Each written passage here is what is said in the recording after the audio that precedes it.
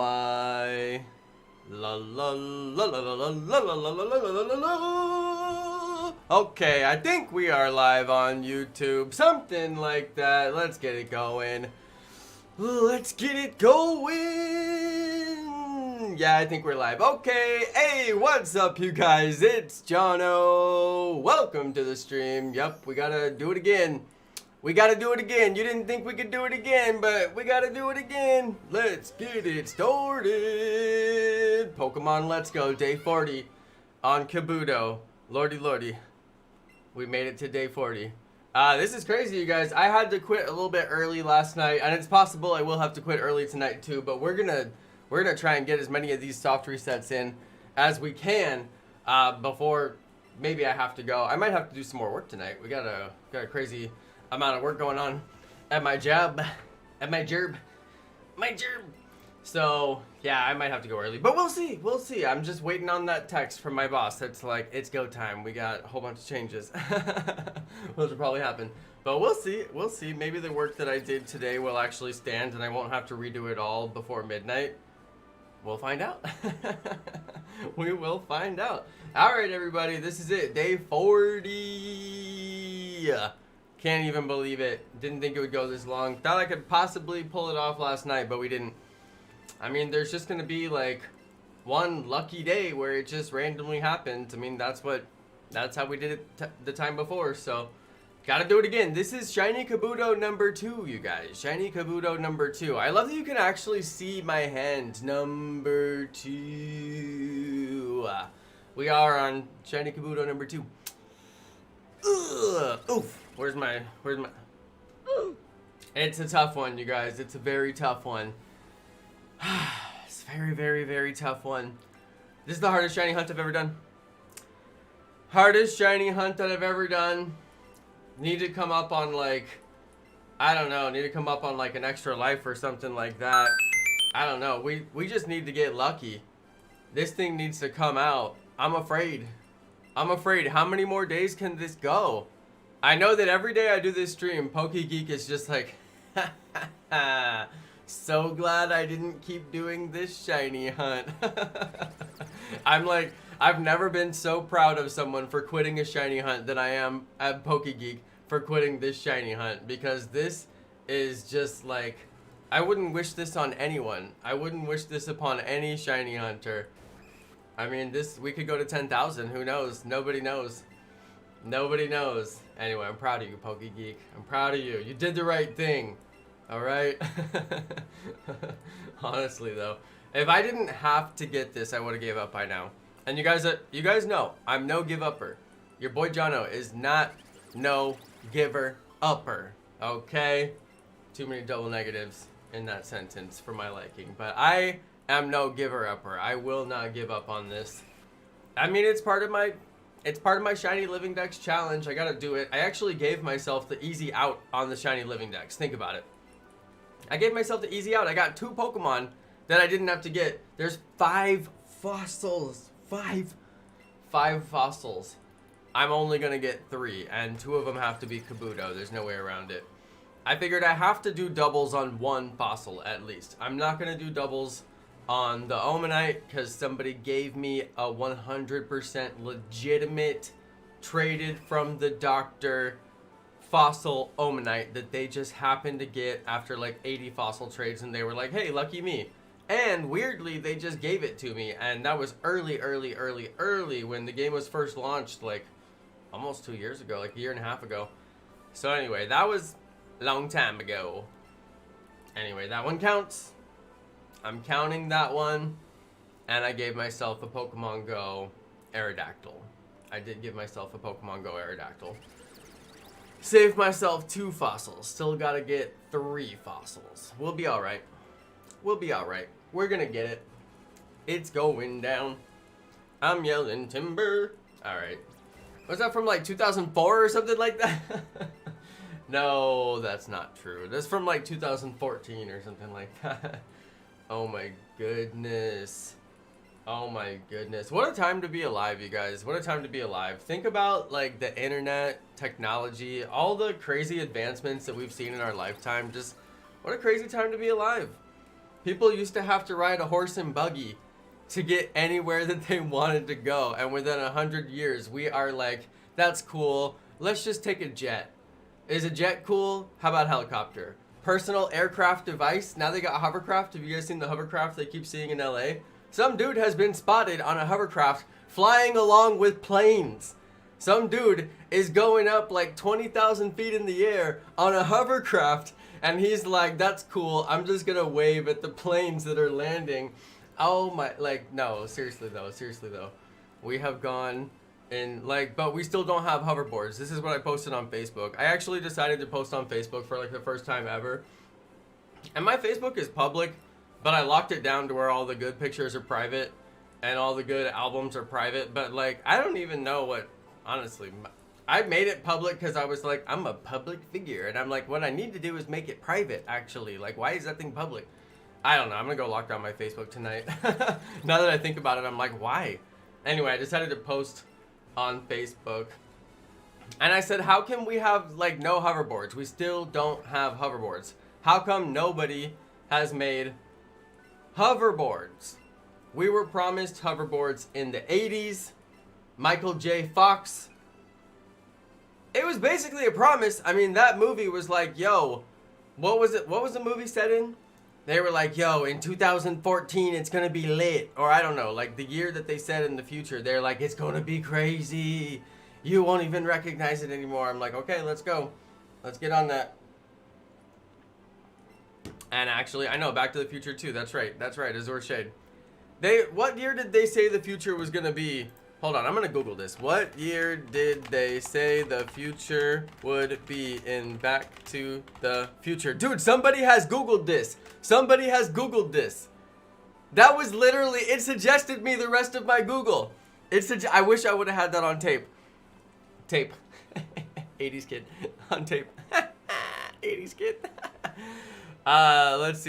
Let's see. Hold on. The storyline jumps from 1985 to 1955 to 2015. 2015. They said hoverboards in 2015. We were lied to. I'm gonna sue. This is false advertising. All right. False advertising is a serious claim. No, I'm kidding. I'm not gonna sue these guys. I'm kidding. Jeez. All right. You know, that is messed up. 2015 has already come and gone. Oh, dude, you know what? I probably posted on Facebook. I do remember somebody being like, yo, this is the year that they said would be the future in Back to the Future. I do low-key remember that. I do. I think there was like a write-up about it in 2015. They were like, yo, this is the year. Make it a good one. Make it futuristic, you guys. They were like, this is the future. I don't know. Can you guys see my hair? My hair is out of control. I need to get my hair cut. I'm gonna beg wifey this weekend to cut my hair and just see if she'll do it. And see if she'll film it. I'm gonna make a how to cut your hair from home tutorial with Jonno. I need to do it. I bet I'll get like some views, right? Probably. Okay. Tell us a childhood story. One time me and my brothers got lost in the woods. Because we had this big woods behind our house. I think I told this story before. I probably told this story. I don't know why. I don't know why my mind gravitates to this story sometimes. We were like, let's just go walk in the woods. Oh no, it was with my parents. Yeah, my parents, so responsible. Gotta love it. Yeah, they're like, let's go walk in the woods. Walk in the woods. And we had like just moved to Arkansas, and we were like total city people from California. And my dad was like, I used to live on a farm. Let's go walk in the woods or whatever. We went and walked in the woods. There was like a pond down yonder. Down yonder. And we went and ice skated on the pond. I mean, that's actually pretty lit. Like, low-key, we all could have died, you know, because the winters weren't that cold in Arkansas. And we were skating on a pond, and the ice could have broke, and, you know, thank goodness that didn't happen. That's lit. But, yeah, on the way back from the pond, where we did not fall in, thank goodness, but I still, to this day, I'm like, dude, we all could have died. Easily. But, yeah, we were walking back home, and it's really not that far. Like, like, later on, like, later through the years, I realized how far that distance was. And like, for my parents to have gotten lost, I was like, you guys really had no idea how to navigate in the woods, like whatsoever. But in their defense, it was snowing. All right. And it was snowing so much that they couldn't figure out which direction they were going, and they got lost in like direction wise. But yeah, it was kind of funny. Looking back on it, I'm like, how did you get lost? It's like here, and we were right over there, and like it's a straight line. Like what? But anyway, yeah, we got lost in the woods, and there for like a very short time. It's funny because you can't be lost in the woods for too long, because once it gets dark, you can see lights. You can see lights like off in the distance, and you're like, oh, well, like there's civilization over there because I see the light, you know? So once it got dark, we could see our back porch light, and they were like, oh, the house is over there. Let's just go over there. But like for a short time, in between when it was like not quite dark and getting dark, which is like the worst, that's the worst time. You're like, it's about to get dark. We're going to be lost in the woods in the dark. And then it gets dark and you're like, oh, I can see the lights now. The house is right over there. Let's just walk over there. There's the house. Anyway, yeah, it's funny. It's funny looking back, like what a small distance it was. Like we could see the light from the house. Like anyway, I'm that's kind of how I recollect it. That's how I put it together now as an adult. I was a very young kid at that time. But yeah, lost in the woods. Story time with Jonno. I was lost in the woods. Took a walk in the woods with me old parents. Yep, good times, good times, good times. Let's see, other childhood stories. I was voted the most eccentric. I don't know if in my high school class yearbook. All right, so I don't know if you guys, in my senior year high school class yearbook. Now I'm trying to like tell two parts of the story at the same time here. I don't know if you guys have ever like gone to like your senior year of high school, or even if you're like a junior, or if you're like a sophomore, you know, you get your yearbook and like the seniors are having their day, you know, like the whole yearbook is basically about the seniors. They're just like, these seniors were going off this year. Look at the seniors, they're going off. And they're like, yo, this senior was like on the football team. Here's a spread. And they're like, yo, this senior over here, check him out. He was like in the science class. This dude was so scientific. And then like, you know, they got all the girls doing their sports and all that stuff. So, you know, for the yearbook, I was voted the most eccentric. That was my, they have like most likely to succeed, right? Definitely not me. That was a whole other group of kids, right? They have the most likely to go to jail. I think they stopped doing that one, but I think they did. I don't remember if they had that one, but they used to have that one. That's like straight out of the 70s right there. But yeah, most likely to end up in jail. That's a funny one. I don't think they still do that. I can't think of the rest of them, but I got most eccentric. Most eccentric, yes, I was. Now, I found out later, I was like, dude, how did I get most eccentric, okay? And I'm like going through the yearbook and I'm like, this is crazy. Like, somebody, like, when did they vote, right? So I found out, I'm like having this discussion with my group of friends, and my girlfriend was like, you idiot, I'm on the yearbook club. I wrote the yearbook. I made you the most eccentric. She basically just like wrote it in. And I was like, oh yeah, I forgot you were in the yearbook club. And I was like, wait, you made the yearbook? And she's like, yeah, we did it like this. And she was telling me all about the desktop publishing. And all, like, I wish I would have really got more into it at that time, but I didn't realize how important desktop publishing was going to be later on in my life. And now looking back, I don't even need to know all the software that they used to make the yearbook, but it's still pretty interesting, right? But she was telling me about how they lay everything out on the page, and there's only so much room for certain things, and certain people have bought certain size spread, and like they get a quarter of a page, or they get a half a page, or they get a full page, so you have to figure out what you're gonna do. So, yeah, it's pretty interesting stuff. But I was like, you know, it pays to have friends in high places. Sure does. So yeah, I got to be most eccentric. I was pretty eccentric though, to be honest. I was probably the most, I mean, I guaranteed was the most eccentric in my class. I had to, when I got most eccentric, I was like, what does eccentric mean? And I had to go look up what eccentric means, because I was like, I mean, I kind of get what it means, but I was like, now that I'm the most eccentric, I'm like, well, I need to know exactly what it means. It's like people who stand out or people who are different, and I'm like, yeah, that's pretty much me. Yeah. So in high school, fun story, I used to get all my clothes This is fun because I didn't used to do this, and there was a certain point in time where I started doing this because it was trendy. But when I was in high school, it was in like 2000, 2001, 2002, 2003. That was like my high school spread. I graduated in 2003. And it became trendy at that time to buy all your clothes from the thrift store and wear like super old man clothes. And that was probably already trendy like in the city at that time, and it's been trendy for a really long time. But it became really trendy in my particular town during that time period, probably when I was like a senior or more like a junior and a senior, so like my last 2 years of school. But yeah, I would go get some old man pants. Not to be rude, but I mean they're straight up old man pants. We would go to the thrift store and it would be like all these people who had rest in peace, you know, they died, and they had moved on to a better place, and all their clothes were left, and their family would go give it all to Goodwill. So I was like literally wearing these old man's pants. But you know, when they're 15 cents, what are you gonna do? And then it's like the dude made the song about it. He made the fur coat song, and I'm like, bro, you are so 20 years too late to this fashion trend of getting like fur coats. I was wearing, there's like many pictures of me for an entire year of school. I wore nothing but a gigantic fur coat that I got at the thrift shop. And then the dude made a song about it like straight up 15 years later. And I'm like, bro, I was doing this when I was like 16, and you're talking about doing it at the club. And I'm like, but aren't you like rich in your song? Like, why are, like, wait a second, like, I was poor. I was really poor. That's why I was doing it. Like, hold on. It was guaranteed because I was poor. I was like, oh, it's fashionable to wear cheaper clothes? I'm down for that trend.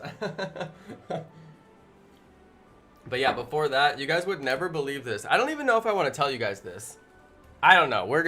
I would tell you guys my incredible, you won't believe it secret from high school, but honestly, without 50 likes on the stream, I just can't do it. I just can't do it. I don't know. Maybe if everybody on the stream right now smashes that like button and we get a little like spike going, I'll tell you. But what I used to wear before I started buying all my clothes from the thrift shop will shock you. Now, some people might already know. Some people might already know. There's maybe like 2 or 3 people. I think I might have mentioned this at one point. Hold on, I gotta do my shiny count, you guys. I'm doing my shiny count. 7732 plus 17 equals 7749. Hold on, I gotta open Notepad. I'm getting my shiny count open real quick. Smash that like button, you guys. Give me like 2 seconds. Doing my shiny count. 7749. Current count. Okay, shiny count is updated. Okay, thanks everybody who did hit the like. I'm gonna tell you, okay, you guys, I'm gonna tell you. I was just teasing. I just wanted everybody who didn't hit the like to hit it, which was like one person. So thank you to the one person who hit the like button. I appreciate it. Okay, I used to wear Jinkos, you guys. I used to wear Jinkos. Jinkos became popular.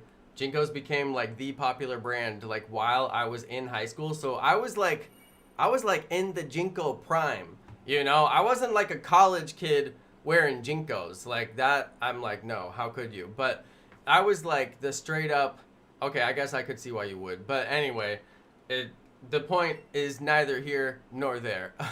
I was a high school kid wearing Jinkos. Now, for those of you who don't know what Jinkos are, they were the really, oh my goodness. Hold on though, hold on. Does anybody even, we can't just let this one. I have to fully embarrass myself. If I'm gonna embarrass myself, then I have to fully embarrass myself. Let's go to the browser.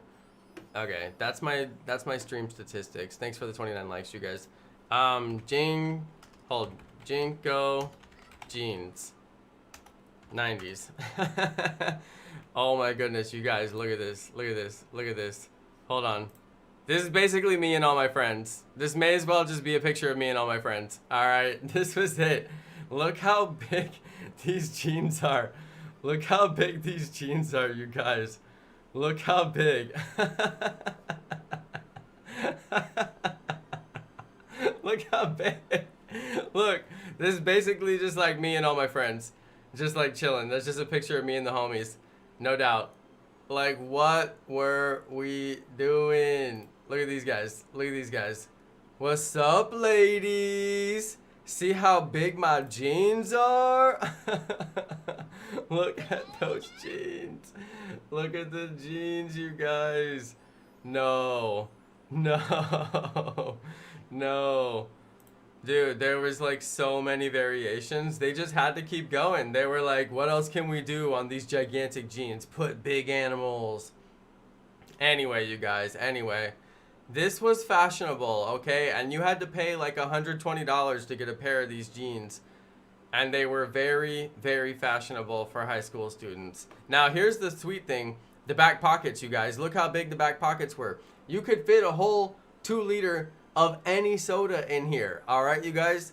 2-liter each leg. You could rock so much Faygo inside this pair of jeans. You got 4 liters of Faygo ready to rock. Nobody's stopping you. I brought the party. I got 4 liters of Faygo ready to go. Alright, you guys. Alright. We'll go back to Let's Go. Anyway, that was fashionable. That was fashionable, you guys. That's what was fashionable for the time. I apologize that you all had to learn that factoid about me today. Yeah, I don't know if my jeans were as big as those jeans. You know? Yeah, wearing bell bottoms before the switch to skinny jeans. Bell bottoms were fashionable. Bell bottoms were fashionable. And flare jeans, oh yeah. Oh yeah, flare jeans were super fashionable. Oh yeah, flare jeans came in hot and strong. Oh yeah, the flare, it was all about that flare.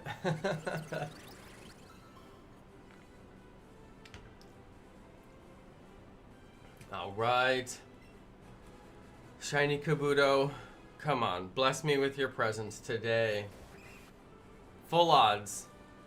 Ripped jeans are the new fashion. Yeah, first, for like a little while, probably like the last 10 years, it's been like the little stripes, like the little distress lines. And then they started going all out on the distress lines to where like the whole jeans are like spray painted with distress lines.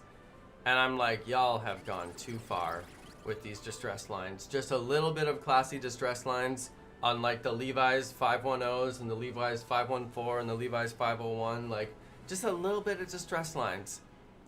Gorgeous.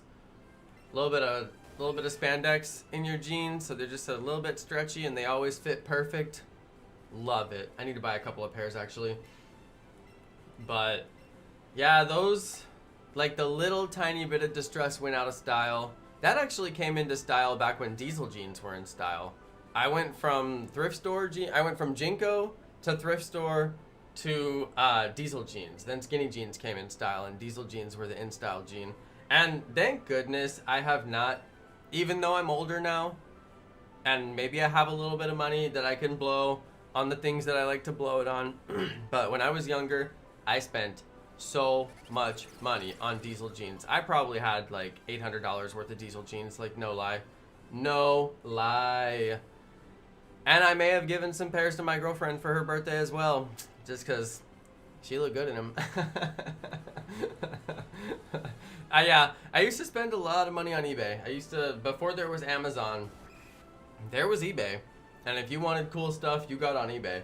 And yeah, I used to spend a lot of money on eBay. I'm pretty sure my diesel jeans were fake too. Pretty sure they were mega fake. But anyway, yeah, I revealed too much. Now all I wear is basketball shorts, alright, you guys, look. This is embarrassing. This is why I gave up on fashion, alright, you guys, look. This is my fashion show. Jonno's gonna walk down the catwalk. Oh yeah, Jonno fashion show. Just walk down that catwalk, Jonno. Yeah. Alright, so anyway, yeah, now all I wear is basketball shorts. I gave up on fashion. You know why? Because fashion is a waste of money, alright? If you need clothes for work and you gotta have like some fire clothes to look professional at work, then get good clothes for work, alright? But the rest of it is like, honestly, how much money are you gonna spend on clothes? So, and that was to me, I was like, nah, you need to stop spending all your money on clothes. It's a waste of money.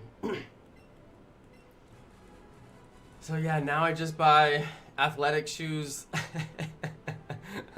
I'm like the least athletic guy. I'm like absolutely the least athletic guy. I mean, I'm actually like, I should be more athletic, but I'm just like so busy that I'm like the classically busy guy who like doesn't make time for any sports or like any kind of physical activity. I barely exercise, but I should exercise a little bit more just so I could be, you know, nice and strong. But yeah, that would require actually taking time out of my day and then going and exercising, and that's just like, maybe one day I'll get a home gym and take it serious. I don't know, get some muscle, you know, get some muscle up on here.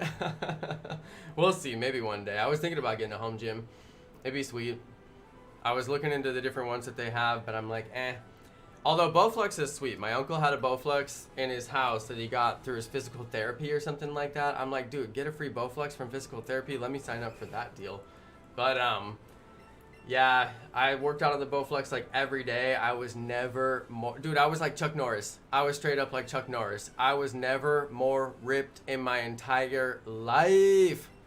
Man. Very ripped. I was like, yeah.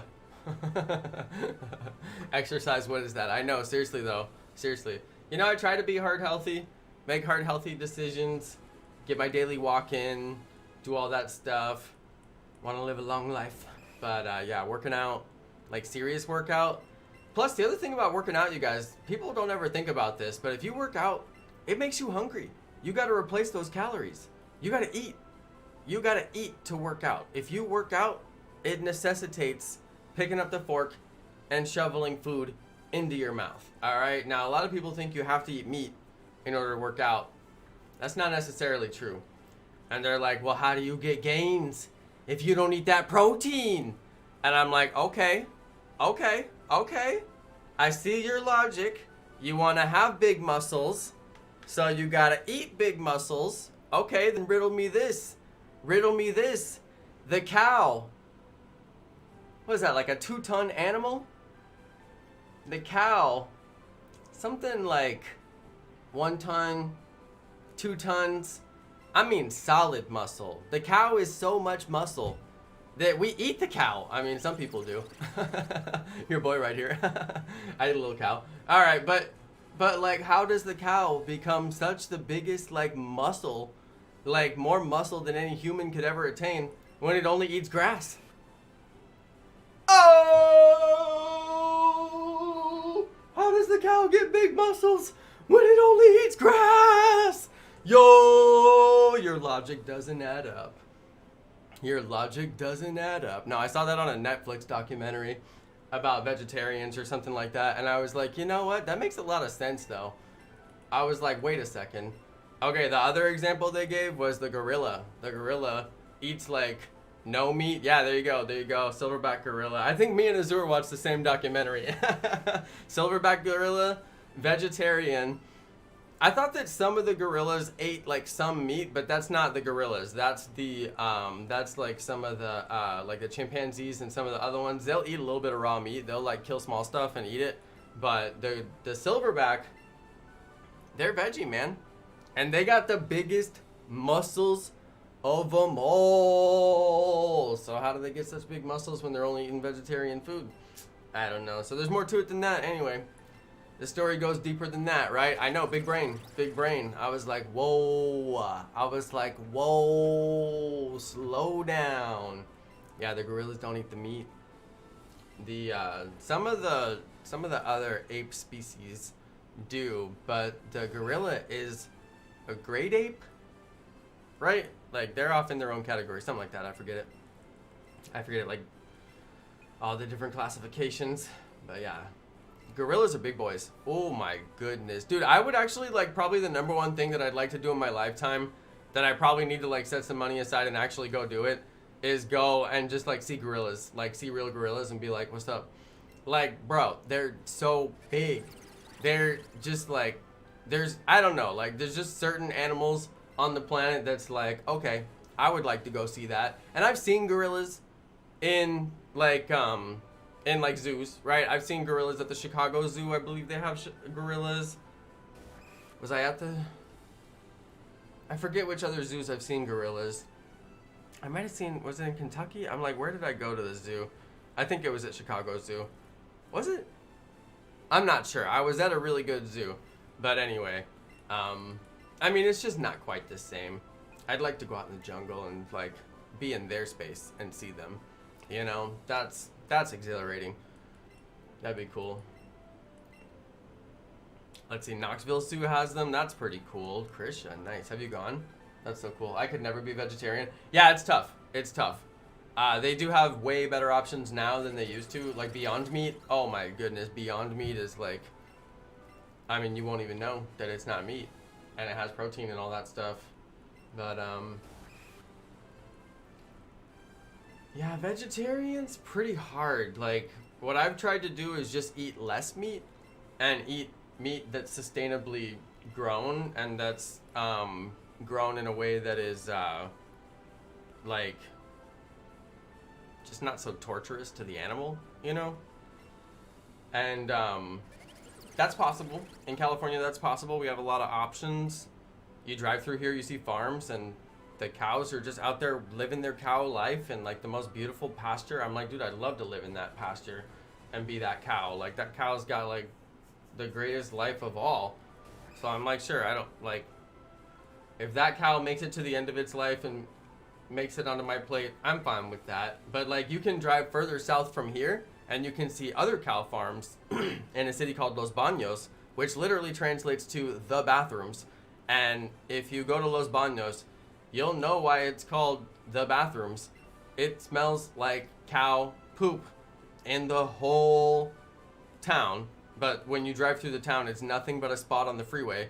And everything on either side of the freeway is shoulder to shoulder cows. And it is the most crazy sight. I wonder if I can show it to you guys. It's actually kind of sad. Let's see. It's the most crazy thing you'll ever see. Okay, hold on. I can show you this one. No, that's not really it. Nah, you can't really find a picture of it. It's crazy. They're just shoulder to shoulder cows. And there's so many cows that there's no grass. They're just standing in mud. You can't really find a picture of it, huh? Anyway, it's a lot of cows. And you drive through and it smells horrible. We really don't go down that far south very often. Is this it? It's kind of it. Anyway, yeah, it's pretty bad. I don't really like those kind of cow farming operations. That's too many cows. They've ruined the land. That's what we know for a fact. They've ruined the land. The land that they are farming those cows on is permanently ruined. It cannot be used for anything. It would have to basically be resuscitated to be able to use that land again. Or they could just put a building on it and, you know, just hope that the smell goes away. But yeah, they're just like shoulder to shoulder cows. It's crazy. Never seen anything like that when I was growing up. Those ones, I'm like, okay, I would love it if those businesses went out of business. And maybe I'll eat a little bit less meat and I'll eat sustainably farmed meat. And I know I won't be eating that. I know I won't be eating anything from that farm. Because the stuff I buy I know doesn't come from there. So I'm like, that's all I can do, you know, is just try to make better choices in my personal life. Because that's the only thing I have control over. But that's tough. Driving through all those cows. I feel bad for the cows. I'm like, dude. Poor cows. But yeah, cows have a very bad smell. I mean, it just comes with the territory. They're very bad. But the thing is, cows don't smell that bad until you put them all in one place and then you go hang out in that place. But if you put a bunch of cows out in the field, it's fine. Like, you never notice those cows in a million years, and they're actually pretty good for the field. But what they do is they feed the cows corn. When the cows eat grass, their poo is good for the grass. All good. But they feed the cows corn because it makes them fatter. So that's why we have corn-fed cows in America. That's why most people eat grass-fed beef. If you're savvy and you know what you're shopping for, then you eat grass-fed beef. But most people, I would say, in like most of the country, eat corn-fed beef, and there's a very big difference. Corn-fed beef is drippier. It's like it drips. It's just like ugh. But yeah, they feed them corn just for economic reasons. They feed them corn because 1, they'll eat it. 2, it doesn't hurt them. And 3, corn is cheaper than having land and letting the cow live on the land and having that land have grass and letting the cow eat the grass. Which is like, you would think like, why wouldn't you just, if you're going to grow cows, why wouldn't you just have land and have grass on that land and then just let the cow eat the grass? It's free. The cow can just live on, but they're like, no, we want to go grow cows in a place where grass doesn't even grow, on land that's much, much cheaper, and then we'll just bring in corn and feed the cows the corn and just sell that meat. And I'm like, that's cool. You guys You guys go ahead and do that. I'm not gonna buy anything from you, but you guys go ahead and do that. Now, the first time that I realized this is way too deep to go, but I clearly have nothing better to talk about, so we're gonna go deep on this one. The first time I ever realized this is when I was in Germany, okay? I was in Germany. Actually, it was when my German exchange student was in America, and they were like eating our McDonald's burger, basically. And I don't know if you guys have seen McDonald's advertising, but right now in America, this is for Azur. In America, okay, Azur's the only one who benefits from that comment. In America, right now we have an advertisement that is like, oh, the juicy, juicy burgers. Like McDonald's is like, we got those juicy burgers. They are just juicy. Man, that's great. They are so juicy. Now, basically, what they've done is they've taken a negative feature of the burger. It's disgusting that it's juicy, but they've spun it to be this feature. They're like, oh, isn't it great, that juicy burger? And I'm like, no, it's disgusting. Like, why are you advertising that it's so juicy? Now I know I'm definitely not gonna buy that burger, but I'm kind of a burger connoisseur, you know, when it comes down to it. But my German exchange student, all the German exchange students, we took them all out. It's like a group of like 23 people, and they were kind of disgusted by the burgers, but they were trying to be polite about it because they're like super polite, and they're like, hey, like, you know, the burgers are like really juicy. Like, is this how all your burgers are? Like, what's the deal with the burgers being so juicy? And then our teacher had to kind of explain, and she's like, hey, so we have corn-fed beef and you guys have grass-fed beef, and there's a big difference. And then when we all went over there, we made sure to eat the grass-fed beef as well, and that was pretty good.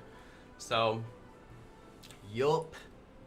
But that was enlightening. I learned that when I was like 16. Good times.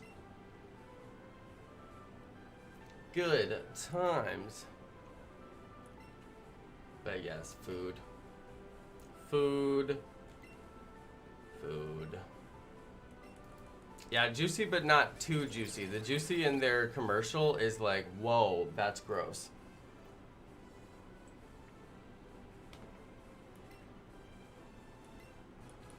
I don't even know how they got it that juicy too. I wanted to look into it and be like, what did you guys actually do? Don't even know. Chicken nuggets and french fries. There's a safe bet. There's a safe bet right there. Can't go wrong with the chicken nuggies. Alright, we got another reset right here.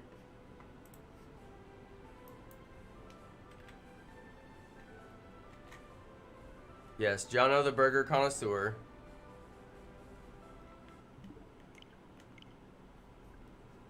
What you eat is very important. Very important. Gotta think about it. Okay, did we reset? Yes, we did. Did I save my count? I believe I did.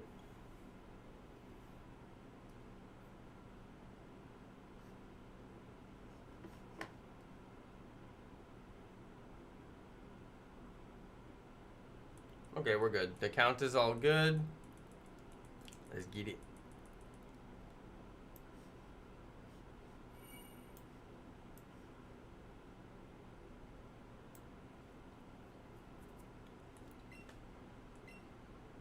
Dude, 17 fossils at a time. Just gotta keep on going. Today was taco night for us. We had, I ordered 4 tacos with beans and rice. 2 fish tacos, mahi-mahi tuna. And 2 carnitas tacos. Which some people don't know this, but carnitas just means pork.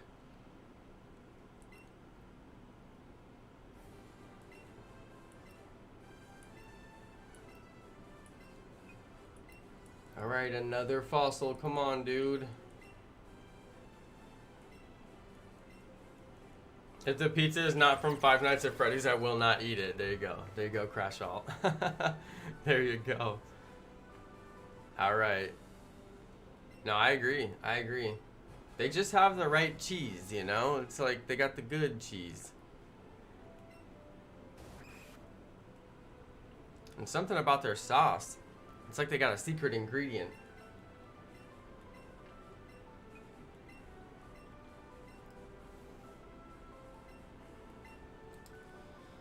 Alright, YouTube's being weird. YouTube being strange tonight. It says concurrent viewers 0. It says I have 0 viewers. I'm like, YouTube? You alright? I don't know. I probably talked about meat too much. People are like, this is disgusting. I'm out of here.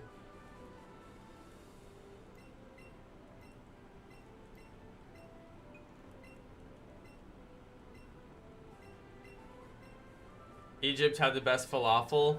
Yeah, when I was in Germany, falafel was really popular, but all the falafel, like, street vendors were Turkish, and it was all lamb falafel, and oh my goodness, I still, to this day, like, you can't get it like that, where they actually shave the lamb, like, off the big, like, rotisserie, like, stick thing. Oh my goodness.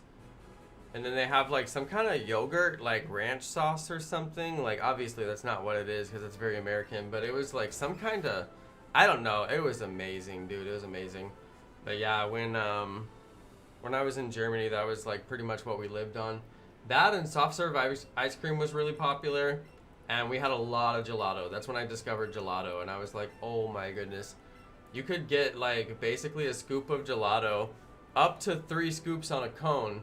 And it was only 1 mark for a scoop, and 1 mark, like due to the exchange rate of the dollar to the German mark, that's like essentially their dollar, but like ours was like 2.5 of theirs, so it was like nothing. It was like so cheap.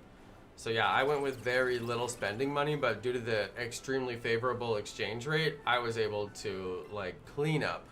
So that was pretty handy. Yeah, we were at an Italian ice cream place, but it's not ice cream, it's gelato. You don't really find too much ice cream in Italy. It's kind of an American thing to put as much air in the ice cream as you get in ice cream. But yeah, the gelato place we went to was Italian, for sure. It was like all about the Italian accents. But yeah, ice cream, I don't know. Ice cream, I was taught that ice cream is an American thing, and we didn't really eat very much ice cream when we were there. Aside from soft serve ice cream, we did find, like, soft serve was just popular at that time or something. I don't know. Soft serve was, like, everywhere. Like, every time we'd go to, like, a national monument or something crazy like that, or, like, we went to the BMW headquarters. That was kind of cool. We went to the top of the BMW headquarters, and up there they had a soft serve. So I was just sitting there buying soft serve the whole time. Yeah, I was kind of thinking. I was like, I think that's what Azur means. Even though he's a fancy European. He meant to say gelato, not ice cream. I was like, I'm pretty sure that's American. Even I know that. And I'm American.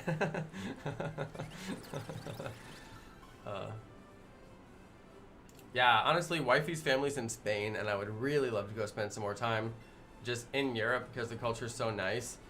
So sophisticated. But with all the pandemic and everything, it's pretty bad. Can't go visit. I have my passport. We could buy a ticket and hop a plane and go anytime we want. Easy schmeezy. But we can't. The pandemic shut it all down. So yeah, I really wanted to go blast around Spain for a little bit and see some countries I haven't seen. Go to Portugal. But that's okay. Isn't Portugal right next to Spain? That's right? I know my geography. Something like that. She has family in Madrid, which is pretty lit, honestly, just to go and, like, just to land in Madrid and know that somebody's there that we know. Like, that's great. I know. Thank you so much, Caden, Tyler. Thank you. Admiring my dedication. Well, thank you. I love it when anyone admires me. No, I appreciate it. Jokes aside, I cannot believe how long this shiny hunt has gone. It's got to be some kind of a matter of time, right? Jonno should educate us on Latin America. I don't think so. Maybe Wifey could. Wifey knows what's up. Wifey has told me some stories, man. Wifey has told me some stories. Growing up, like, in Europe, you have a safe life. You're safe. Growing up in America, you have a safe life. Most people, I would say, like, you're mostly safe. Maybe there's some people who live in dangerous situations, but like, there's law in the land. You know what I mean? South America, it's crazy down there. Like, y'all don't even know. Y'all don't even know. It's crazy. Yeah, crazy. But anyway, bless up South America. Hope they get it together. But yeah, I'll tell you guys a story, alright? Wifey told me this story. When she told me this story, I was like jaw on the ground. I was like, what? Couldn't believe she told me this story. I'll only tell you a portion of the story. But basically, when she was a kid, she lived in the capital city, Caracas. I always pronounce it wrong because my mouth is so dry. Caracas. Some people say Caracas. She says Caracas, and that's why I say Caracas. And I always say it how she says it because that's just how she says it. So that's just how I say it. But you guys can say it however you want, right? She grew up in the capital city. All right. When she was a kid, at some point, I don't know who did this, there was some kind of military coup d'etat, which if you guys haven't got far enough in school, a coup d'etat is when the military tries to take over the government, which is crazy, right? Pretty crazy. So she lives like probably one door down or two doors down from the police station. Now you would think when you live one or two doors down from the police station, you're in a safe place, right? Safest place. You're in the safe place. Okay, well, you're not in a safe place when the military decides to have a coup d'etat and the people who protect the government are the police, so the military starts attacking the police, which is what she lived through one night that she told me about. And we've been married for over 10 years, and she just told me about this more recently. And I was like, wait, what? And apparently she spent the entire night with her whole family underneath the bed while the military shot holes in her house trying to shoot at the police who were on top of her house, and they could hear like boom, boom, boom, boom, boom, boom, boom, of people like running around the top of their house, which was the police guarding themselves from the military and just like getting their house shot all night long with absolutely nowhere to go. No way to exit, nowhere to go. Now, I didn't grow up and experience anything like that, and I guarantee like nobody can possibly ever understand what that's like. And she didn't tell me very much of the story, but she told me that much. And I was like, wow. You know, like some people have it harder. You know what I mean? Some people have it harder. I didn't have it particularly hard by comparison. So anyway, yeah, that was one of the stories she told me. I was like, you know what? That's like, wow. Gotta be more supportive. Hey, Jonno for president. I don't know about that. Iron Oxide, thank you for the $2. Make ya holla. Hey, thank you so much. I appreciate it. I appreciate it. But yeah, that's what I meant when I said people in South America, you know, it's just a little different. It's just a little different. It's like, I don't think that like the rule of law is quite the same down there as it is here, where like some things you can kind of rely on, like the military's not going to shoot in your general direction. I mean, most of the time. Rioters, sorry, you know, I don't know about the rioters, but like most of the time you can pretty much rely on that. But I mean, that was kind of a crazy story. I was like, you know what, wifey, sorry you had to go through that. What else do you say? But yeah, crazy world we live in. I don't even know what year that was. I have no idea. When people tell you a story like that, you just shut up and listen. And you don't ask any questions unless you get the opportunity to. But you just shut up and listen. Because it's like, just tell me all you want to tell me. It's interesting. But yeah, I never experienced anything like that. I don't think I ever will. Hope I never will. Adric Arts and Gaming, still playing Monster Hunter. Yo, I lost so many people watching while I was telling the stupid talk about the meat, and then we gained so many people watching while I was talking about that. I'm like, wait a second. Does YouTube just know when I'm talking about boring stuff and know when I'm talking about interesting stuff? Wait a second. Yeah, Azur, so true. So true. Listening is how you learn.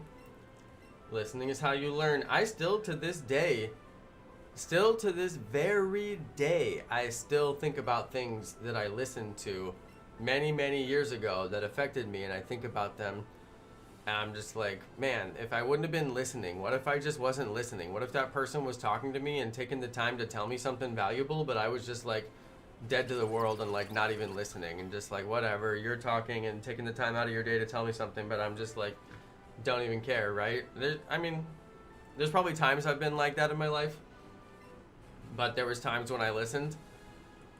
This was a really interesting one that I thought of today. I had a boss. I used to work for this bullying prevention company in Oakland, California.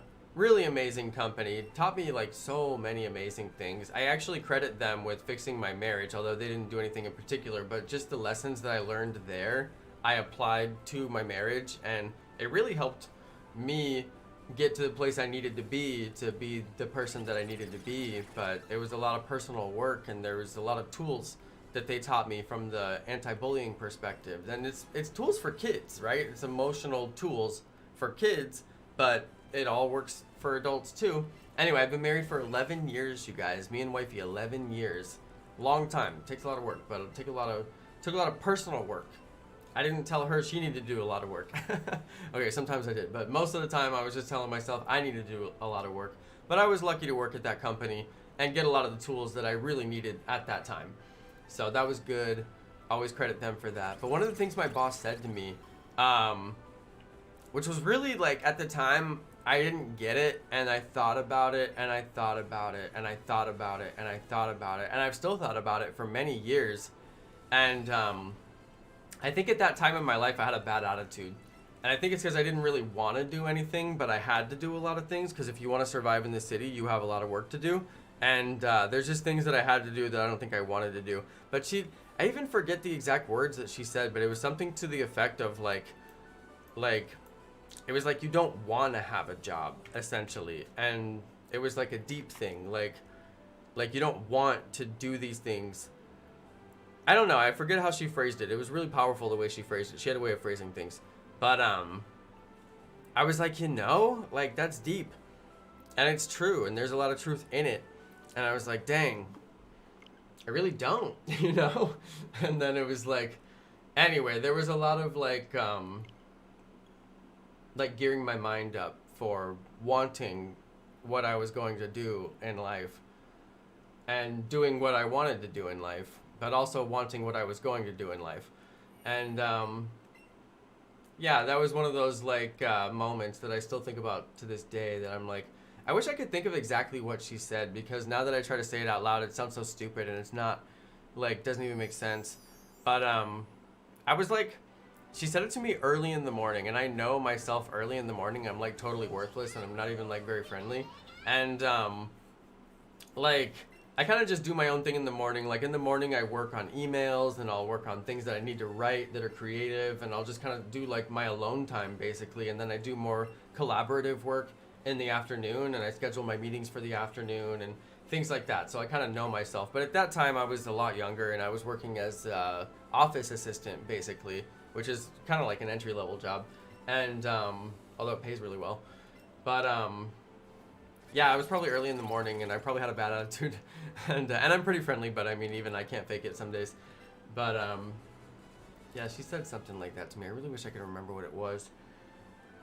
It was like one of those things that like a motivational coach says to you, and it's phrased in a way that's really impactful. And it was like impactful the way that she said it. And anyway, I thought I'd be able to remember it, but now that I think about it, I'm like, dude, I actually can't remember what she even said. But yeah, I thought about it for many years. It's funny how the concept to me like still rolls over in my head, but I can't think of the actual words that she used. That's a weird thing. It's been that many years basically. What did she say? The heart of it was just not wanting what you have. It was like, you have this, but you don't want it. Like, you worked so hard to get this job. You went through the whole interview process, and you were like, so like juiced about getting the job, and then now you're just like bleh, And it was true. And there was like a big part of me that had to just like own it. And I did, and I worked with them for a while. And that was like, I worked with them for like over a year and a half or something like that, and that was like early on, shortly after I had been hired. But yeah, those were crazy years, living in the Bay Area, San Francisco Bay Area. Super crazy years. Many jobs. I worked so many jobs, you guys. I worked at a bullying prevention company. I worked at an insurance office. I know so much about commercial general liability insurance, CGL insurance. I'm like a CGL insurance expert. If you need insurance in the greater San Francisco area, I got recommendations, yo. On the real. But yeah, I worked in insurance. Where else did I work? I worked at a coffee shop that was lit. That was like my super duper entry level job. That was like before I even got started like doing anything. That was like my first job in the Bay. Working at this coffee shop, dude, that place was crazy. The people who worked there were crazy. I can't even tell you like my stories from there. They're too explicit. Like, Jonno, how do you have explicit stories from the coffee shop? It was crazy, y'all. It was crazy. It was crazy, y'all. No joke. But yeah, I had to work, you guys. I had to work. It's funny because people look at my YouTube channel and they're like, Jonno's a YouTuber. Jonno's career is YouTube. Jonno's basis for success is if his YouTube gets subscribers. And I'm like, guys, like, I was doing this for fun for a while. I did do this as my sole source of income for a while because it was like, why wouldn't you? I can live off of this. It's fun. But there's a lot of things that definitely weren't fun about it. And you don't make the kind of money that you buy a house with, that's for sure. Unless your name is Dr. Disrespect. Alright. So, yeah, it's unless your name is Lachlan or Laserbeam. And I still wonder if they've bought houses. I'm like, did you buy though? Buy? They make a lot of money. I bet they bought. I bet they own. They must. But yeah. Yeah. I was working before my YouTube channel. I was working during my YouTube channel. I continue to work. I'm on a work continuum. And my career has grown, honestly. It's kind of ironic that the YouTube was kind of like a bump in my career. I kind of put my career on hold to like throw some time at YouTube for a while, which was fun. But it's like funny how the YouTube was actually a bump in my career. I'm like, I wonder what I actually would have done if I would have taken that time and actually gone and worked and like done something. But who knows? I mean, life is what it is. I'm glad that I spent the time on my YouTube. It's nice to have a big channel. I'm actually glad the channel hasn't just totally fallen apart and I've lost, like, I'm surprised I haven't lost like 50,000 subs or something like that and dropped back below like the 100K mark. I'm like, thank goodness people stick around. That's nice of them. Even if they don't watch all my videos, thanks for not unsubbing. Thank you. I don't know. I was worried there for a while. I did get worried there for a while. I was like, who knows what's going to happen, but we'll just have to, whatever happens, whatever will be, will be. Can't take it as a, you know, like, can't take it too personally. It's just YouTube. I have a great job, so it's like, whatever. But the YouTube has stayed on track. We continue to gain subscribers every single day. It never goes down. It always goes up, which is, I mean, par for the course. It always goes up. That's been pretty par for the course. It would be cool if, it'd be cool if new games came out. I gotta admit, I'm waiting on new games. Remember how hyped I was for Minecraft Earth, which was a huge letdown in my opinion. The game's just not very fun. But I think I'm just done with AR games. I'm not sure. I'm still kind of thinking about that, but it's possible I'm done with AR games. The format is like, I don't know. But yeah, I do like the idea of going out. I like a game that would get me out, because I remember how much Pokemon Go got me out, even though it got me out to the lamest locations, and I spent so much time in parks that I didn't even enjoy being at. But like, it did get me out, you know? It was a lot of wasted time. I mean, when I think about it, it's so much wasted time. But I was always filming videos, and I would come home with stuff to edit, and then I would naturally edit it. So, I mean, I thought that was a pretty good routine. I was always filming something. So I would like to have a game that I'm always filming, and then I can always be pulling, you know, footage off of it. I do have a new AR game that I'm thinking about playing, and to be honest, I had an opportunity to play it this weekend, but I'm so busy with stuff going on at work that I was just like, nah. But I'm thinking about playing it, and I'm trying to see, like, is this game gonna get me hyped and get me all like sucked in and like, oh my goodness, I can't believe this game. But like, I don't know. I mean, I'm just not sure. It's called Atlas Empires. I'm really considering coming back to this game, you guys. Atlas Empires. I don't know if you guys wanted to. Can you see this? Atlas Empires. All right. Oh wait, did it focus there for a second? Look. I don't know if you guys can actually like download the game. It's in early access. I'm not sure if you can actually get it. If you can get it, I say, hey, go up, get it. If you guys want to play, let me know what you think. Let me know how it is. I'm not sure if you can get it. It's in early access. But yeah, that's the next one I'm thinking about doing some content on. I was trying another AR game other than that one, but the developers of that one reached out to me and said, hey, Jonno, would you want to do some content? And I was like, you know, I could do some content. I'm still kind of wrapping my head around what I want to do. I went to the beach this weekend. I didn't post anything about it. It was actually just kind of a like blah day. It was like a whatever day. It was nice to get to the beach, but it takes a long time to drive there, and it's not like the most like gratifying trip you can possibly do. You just go walk around the beach for the day, but it's nice. I mean, it's just like for content, it's nothing. It's like, yeah, I'm at the beach. Like, I came to the beach. Not that big of a deal. You know?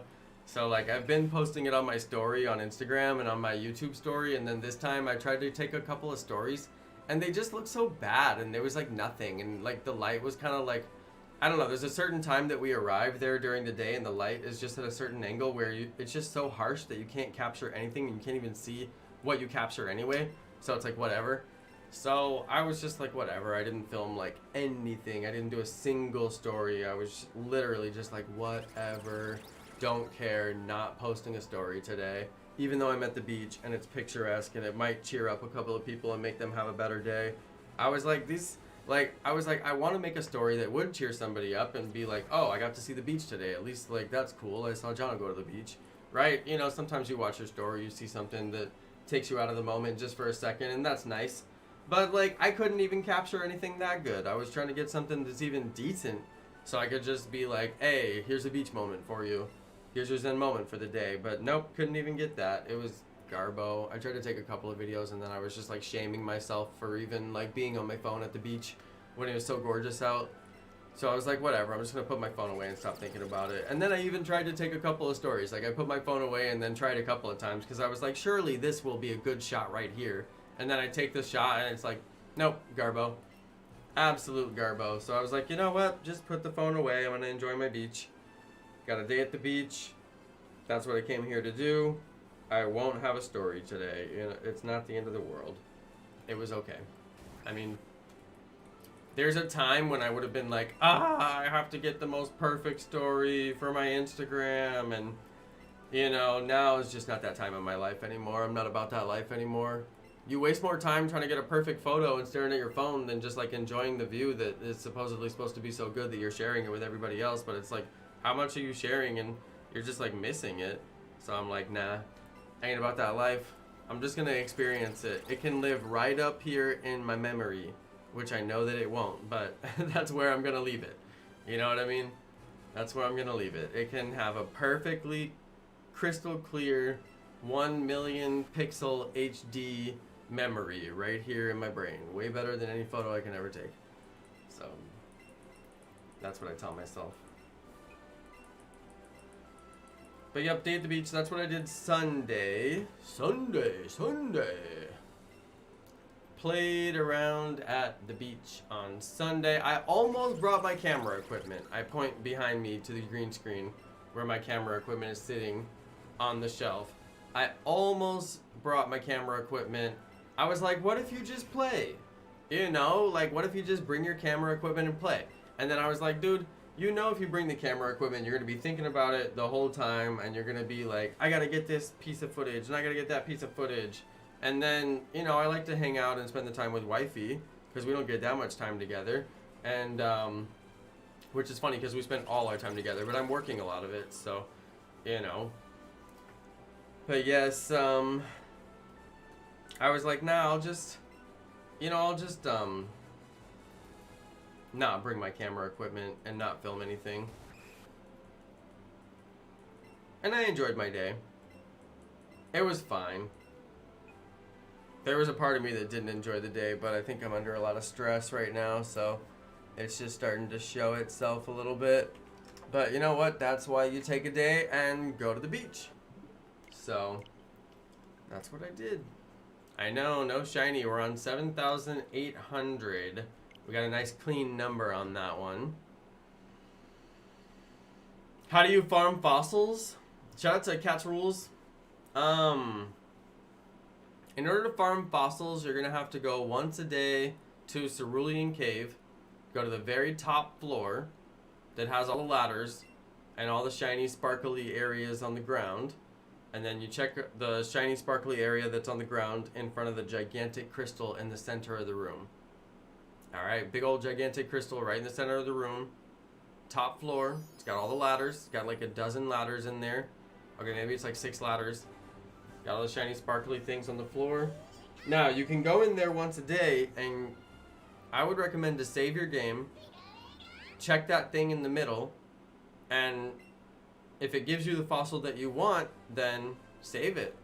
But if it doesn't give you the fossil that you want, then reset, like I'm doing, like I just did, and go back and check it again until you get the fossil that you want, so you don't have to spend as much time on it.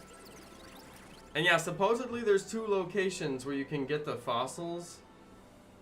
I've never located the second location. I would love it if somebody showed me one time. But I don't believe I've ever located the second location. Come on, fossil. Come on, fossil. Come on, fossil. Shiny fossil right here. Come on. Ooh. That's not fair.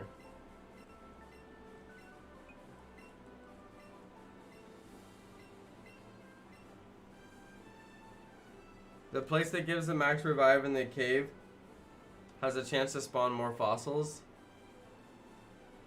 The same spot I was talking about? Oh, the other location is next to where Mewtwo was, yeah. Yeah, it's true. Cat's Rules. What are you confused about? I just explained the whole thing. You go to the top floor in Cerulean Cave, and you check the gigantic crystal in the center of the room. That's it. That's the instructions. But the hard part is saving before you do it. So if you get a max revive or don't get a fossil, then you can reset and get what you wanted.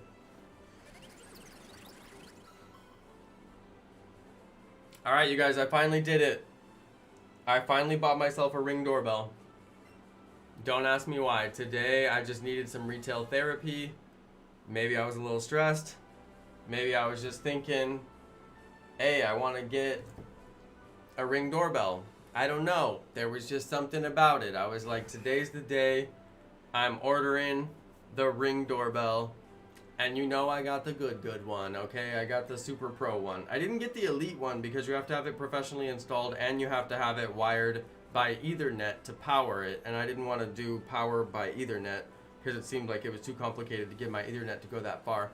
So I was like, no on the Elite one, which is way too expensive. But I'll get the Pro one, that's lit. So now, when people come drop off food at my door, I'll be able to see them. And also, when people go by, it's going to have a motion sensor. So if somebody comes and steals my packages, I can report them to the police. Which hasn't happened yet, but, you know, I do worry. You think this one will shine, you guys? What do you think? What are the chances of this one shining? 1 in 4,096, right? Come on, doctor!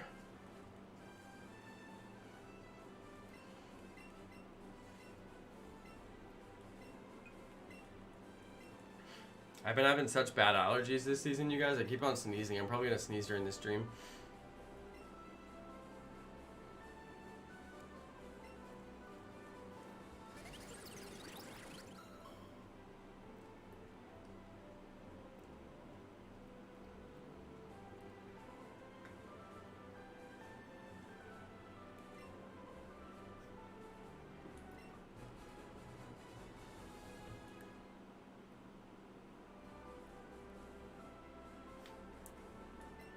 Kabuto, you gotta shine for me.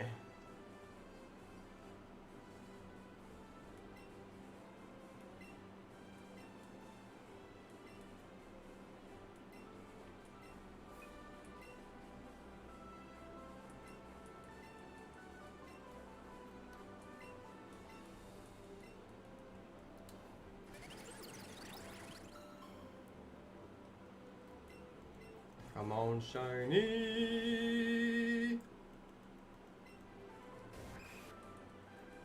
You casted your first presidential ballot today. There you go. There you go. Hey, congratulations on your first vote, buddy. I cast my third? My first vote ever was for Obama. That was a good vote. Wasn't it? I know I voted for Obama because I was proud of it. But was that my first vote or did I vote before that one?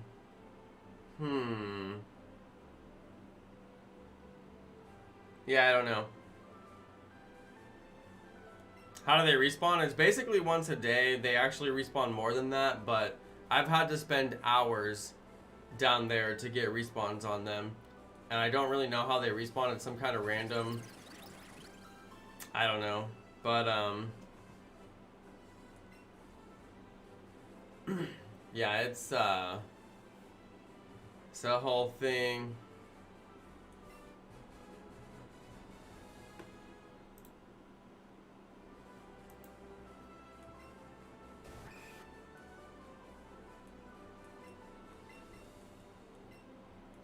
But anyway, congratulations, JCB, on your vote.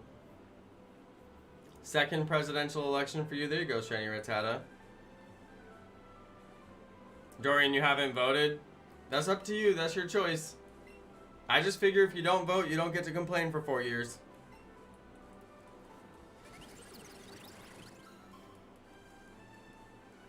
Azura, you live in England. You guys don't have anything political to talk about except for Brexit, which is like, that's like talking about presidential politics in America. It's like so hot that it will melt your hand if you even try to touch it. So it's like, we just don't politics. When you're from Britain and you're from USA, you just don't politics, all right? Like, you just don't, okay? Like, it's over. Politics for us is over. There's nothing left. There's nothing left to talk about. Serious though. Serious though. Hey, JJ Powers is back. Hey, welcome back.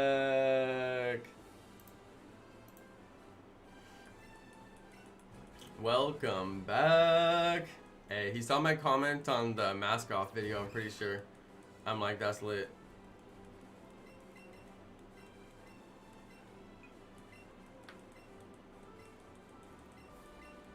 Hatched a shiny Galarian Slowpoke. There you go. 367 eggs is like, that's decent. That's decent. Dude, I need some candy. It's getting bad out here. You guys, I don't think that Wesley guy's gonna reply on the... Did anybody even look at the community post? I don't think anybody even looked at that post. I don't think that post even got like a single like. The community post where I announced the winner, Wesley Snipes, our winner. No, it was Wesley something. I don't even know if that dude like saw the post. You know what I'm saying? Like, how many winners are we gonna have to go through to where I can finally give this thing away? How many winners? I don't know, but it's getting out of control.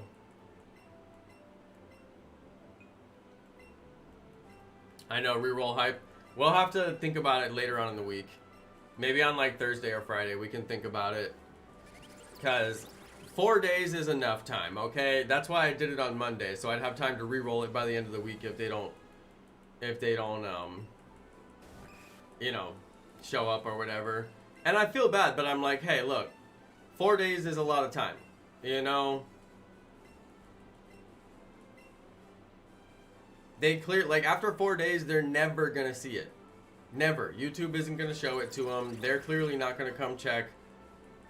You know, not everybody even knows that I do my member giveaways because not everybody watches the live stream. Although I don't know how you could possibly become a member and not watch the live stream, but it's possible. Roll for active members. I mean, I can't. I would feel bad if somebody was like, Jonno, I watch the replay every time and I really wanted to see if I had a chance to win, and then you only rolled for active members, and then like I had no chance to win even though I watched the replay like every time. Like, I don't know, like people who live in different time zones that can't make it. I'm cool with that, but it's like I appreciate the support from everybody. I like to give everybody an equal chance to win, even though there's people who don't want to win.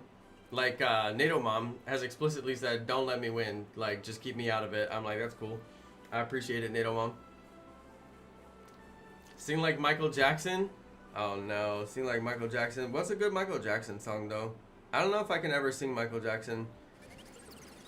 Michael Jackson makes me sad piano. I don't know. Oh, we sang Thriller last night. That's right. We were singing Thriller. Just beat it, beat it, beat it, beat it. When you want to do Michael Jackson, you gotta sound bad, you know? You gotta sound like super bad. Just beat it, beat it, beat it, beat it. Beat it, beat it. Did I sound bad, you guys? Did I sound like a Thriller? Hold on, did I sound bad just now? No, they're like, yeah, you sounded bad, all right. Oh, no. Oh, no. More opera from Jonno? Yeah, that's what I should do. Jonno's opera channel. I gotta put this microphone to good use. Oh, there's another reset right there. I'm flying through these ones. 78-17. The math wasn't too hard on that one.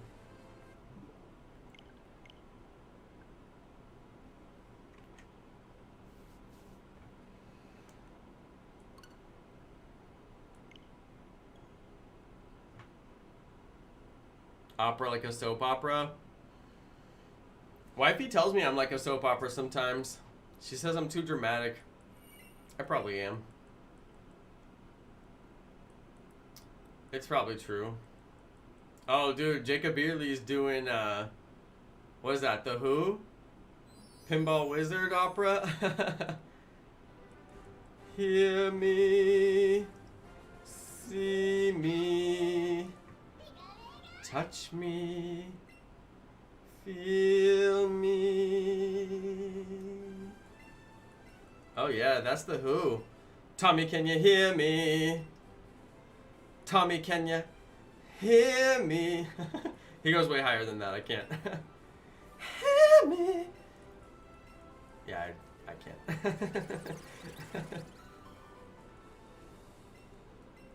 Yeah.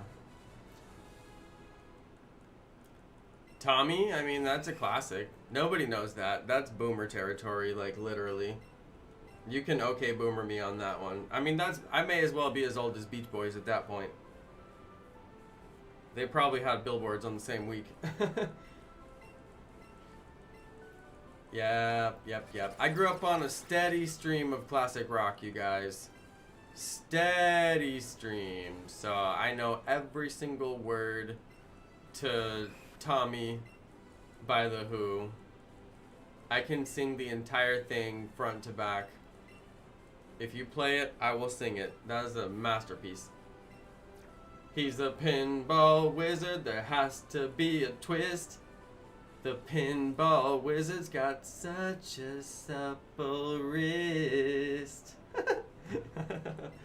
Oh yeah, that's the good stuff back then. That's the good stuff.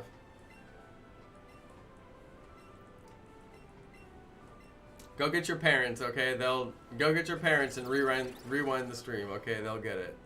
They'll get it. Anyone like alternative rock? I don't know, the 90s? I don't know. Like Sonic Youth? Like, hold on, alternative rock. Like, who was the good, I'm trying to think of the most obscure, like, alternative that I can think of that isn't even like big name alternative. The real alternative is like Pearl Jam. That's probably like what everybody would know as alternative rock. But like the way out there, alternative rock, like the real alternative rock genre was happening in like underground warehouses, and some of those guys got record deals. Most of them didn't. But yeah, Sonic Youth. You gotta go back. You gotta go back to the roots. I'm trying to think of bands that sound like Sonic Youth. Bands like Sonic Youth. Pixies, Smashing Pumpkins. They put Nirvana on the list, I'll give you that. Velvet Underground. Television was a good one. Pavement was a really good one. Dinosaur Jr., Joy Division. It's not what I'm thinking of, though. I'm thinking of Weezer. You could there's different time periods, but you could throw Weezer in there. Black Flag, I'm like, okay, yeah, you could throw it in there. It's a girl band, and they're not... What was that girl band that's from, like, the same time period? I listened to all that stuff. They threw Smashing Pumpkins in there. I'm like, yeah, you can give that to Smashing Pumpkins. What's a girl band that's from the same time period? Pixies is really what it's all about. Pixies is the best. Pixies is best of the best. It's a girl band.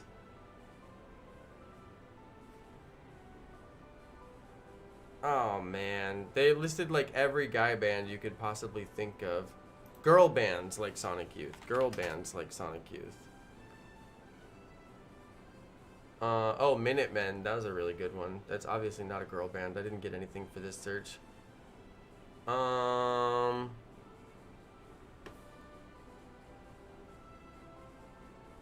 was the name of that band? It's not Garbage. It's before Garbage. Oh, well, I'm never gonna get it. It's like a French name. Obviously, I love Bjork. What if I put bands like Bjork? Bands like Bjork. Bands like Bjork.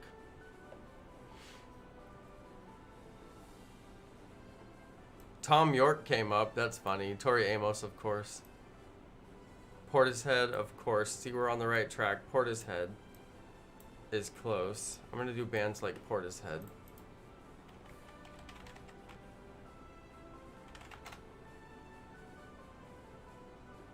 Ooh, Morcheeba came up. Morcheeba's good. Aphex Twin came up. That's, yeah, I listened to some Aphex Twin, that's for sure. Deftones came up. I'm like, why is this? It's because this band is like unknown. Air came up. Air is really good. I'm not gonna get it. Oh well.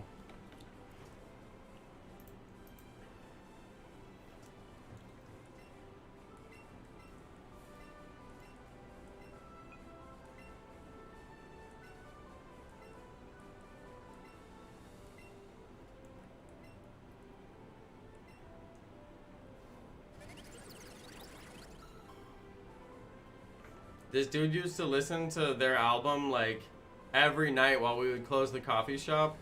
Like every night.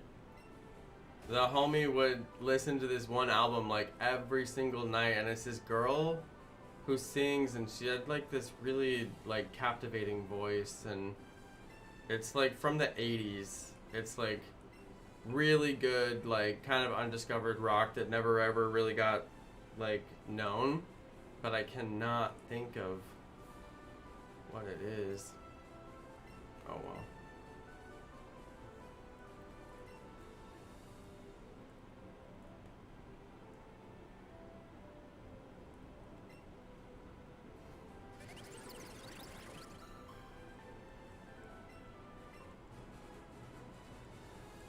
The Backbeat Boys? Yes. That's what it was. The Backbeat Boys for sure. Back, yeets, back, alright. Da-na-na-na-na-na. Da-na-na-na. All right.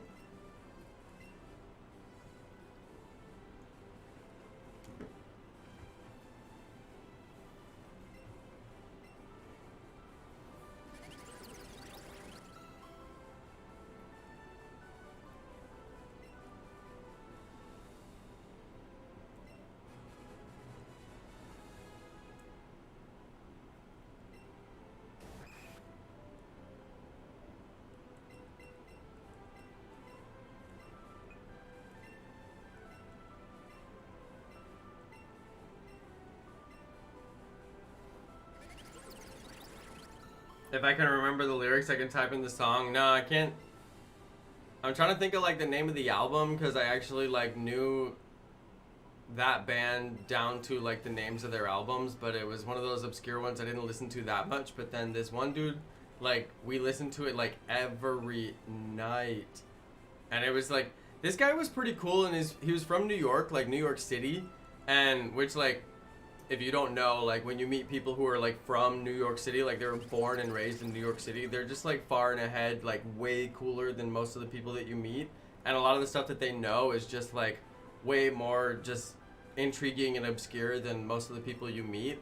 And I'm kind of like that too. So when I met this guy, I was like, dude, like, what is your deal? He's like a really big jerk. He's like the hugest jerk. He actually like really didn't like me, but I spent a lot of time like not being liked by him, but working with him. But respecting him because I was like, dude, you're actually like one of the coolest people I've ever met. But he just really didn't like me for some reason. But we had to interact with each other like a lot, like every single day. And he would just play this one album. And I can't even think of any of the songs. I can only barely hear like the sound of the music and how her voice was. What are like the most famous girl bands? This is not going to help me. Girl bands from the 90s. This is gonna get me there. This is gonna do it. Destiny's Child. That was it. No, I'm kidding. That was it. No. Let's see. What do we have? Dude, this is trash. This article is like A to Z. Were they a the band? I don't know. Dude, this article is so trash. This article is worthless. Let's go see if I can find.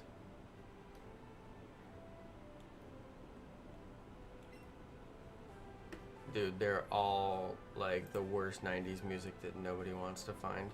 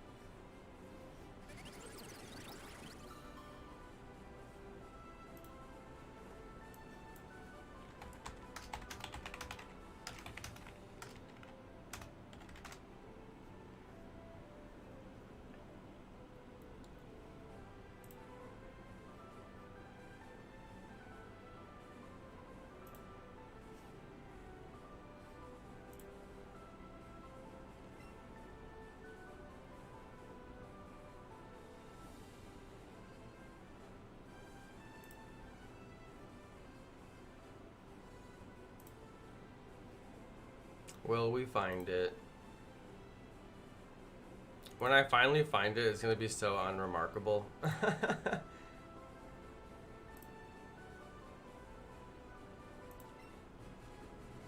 This guy gave me an Omanite.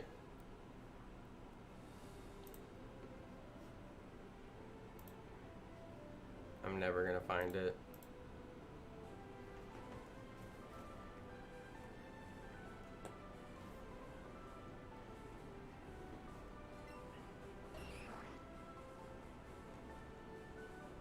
It can never be found. It's like a French band. Let's see.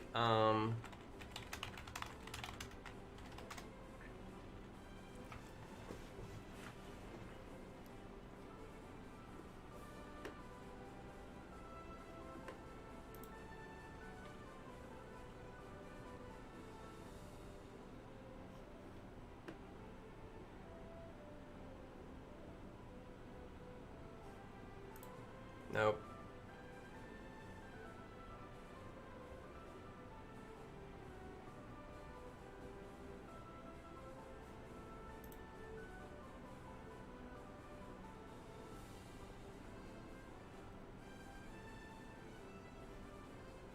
Never gonna find it.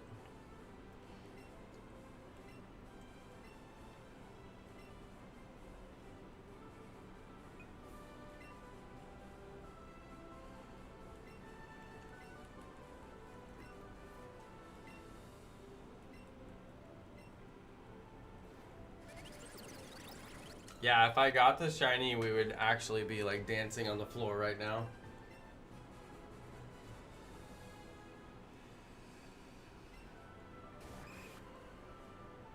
No shiny yet.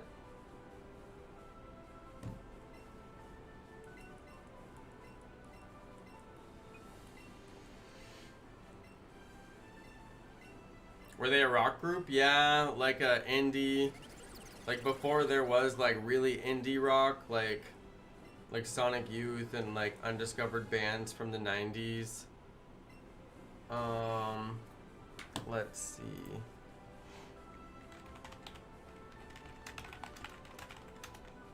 I think it might have actually been from the 80s.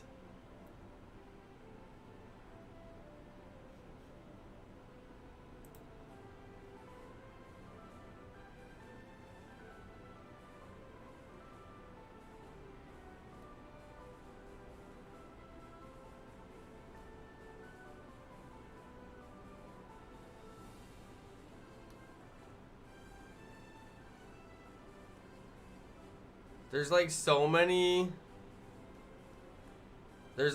articles about bands. Like you could sit and scroll through so many bands that just like disappeared, but it's like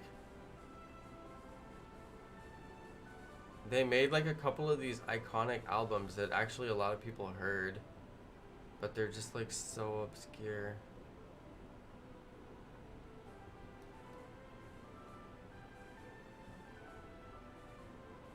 There's like no way I'll ever find it.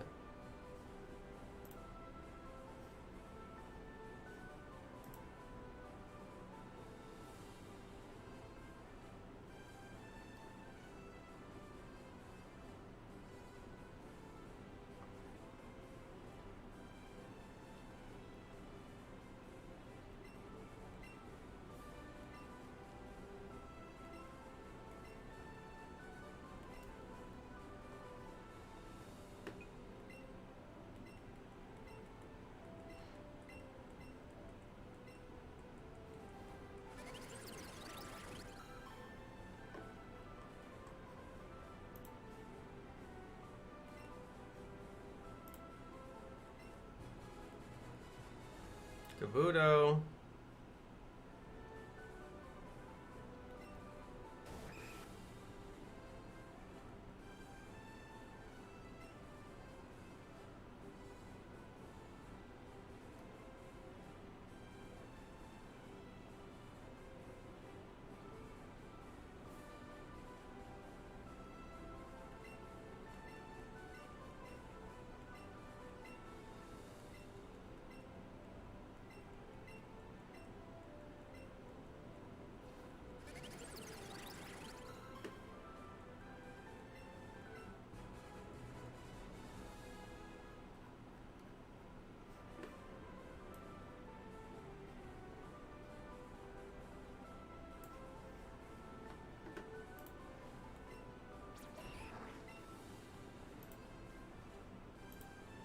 I'll never find it.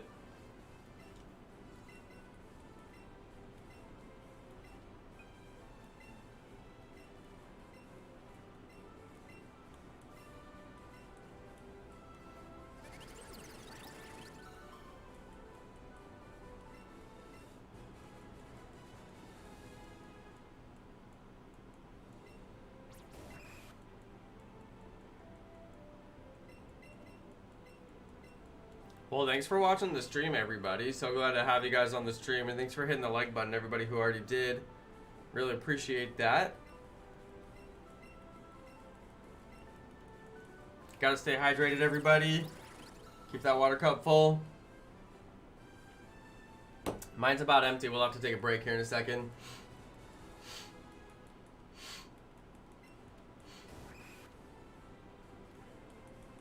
I was trying to think of the name of this band that this dude used to make me listen to like every single night, and it's actually a good album. Can't think of it.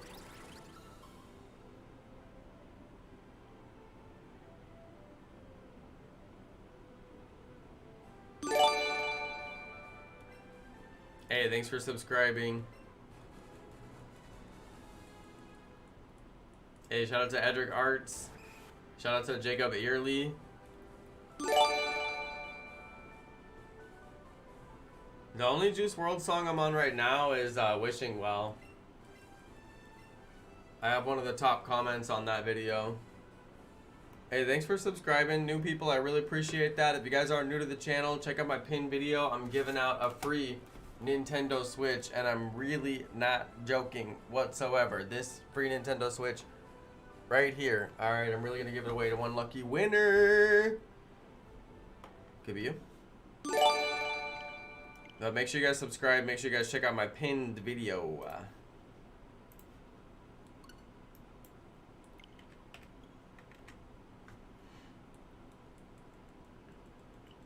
Or you can just click that link in the chat. Thanks, Dorian.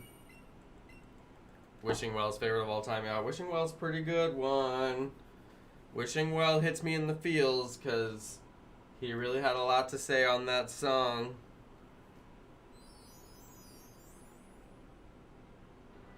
Lot to say. Yeah, Wishing Well's good. I'm like not the type of person who buys albums anymore, and I don't get full albums anymore, so I don't hear any full albums. I just hear whatever songs are popular, like on the radio, which is like honestly pretty lame. I used to be the type of person who always got full albums, and I was always doing full albums, but I'm just not like that now. So yeah, that one I dig.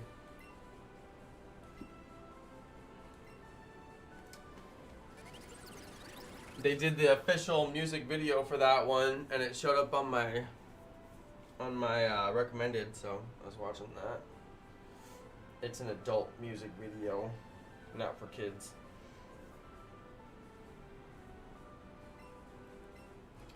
Dude, you guys, this shiny hunt.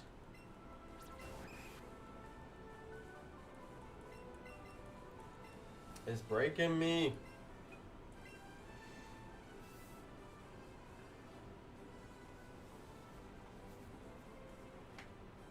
Breaking me.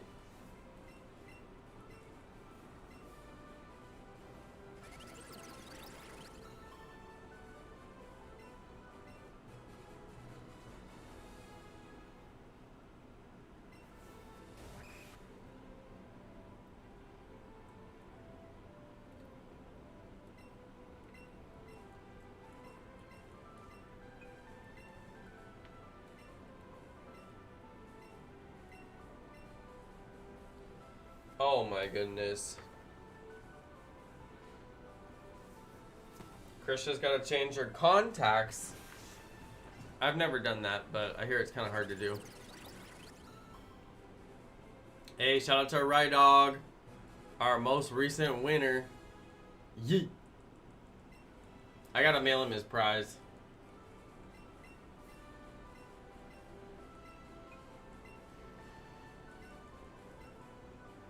Like eye contacts, Dorian. For people who wear glasses.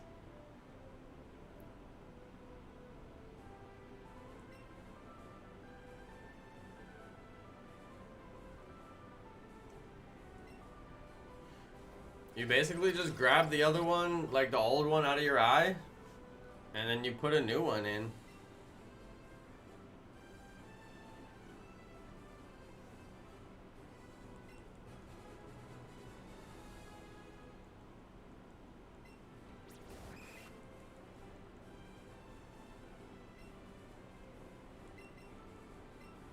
But have you ever seen somebody when they drop their contact? Bruh. Like, you will never find that thing. Except you might. But then you have to wash it. But like, bruh, you'll never find that thing. I've been there. Somebody was like, I dropped my contact, and I'm like, and you seriously think you're gonna find it? And they're like, I have to find it. I can't see. And I'm like, well, I could, yeah, okay. So let's find it. So yeah, like we did try to find it. I believe they did find it, but it's like you gotta know what you're looking for.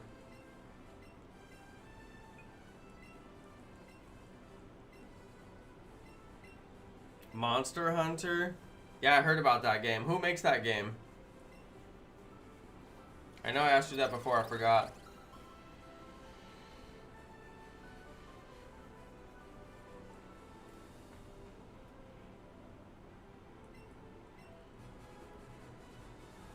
Capcom? Dude, it's probably good. It's probably so good. Yeah, I gotta find a new game to play. I mean, I could always just play more Sword and Shield. There's certainly that. It's not like I couldn't just do that.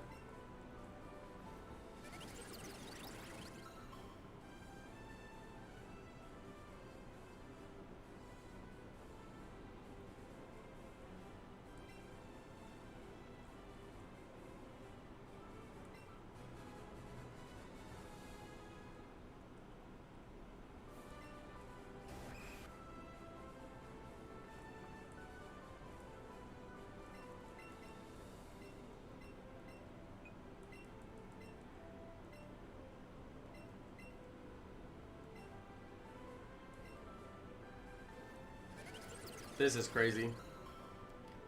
Thank you, JCB. I appreciate it. It's on PC and PS4. Is it in Steam? Do you have to get it through Steam?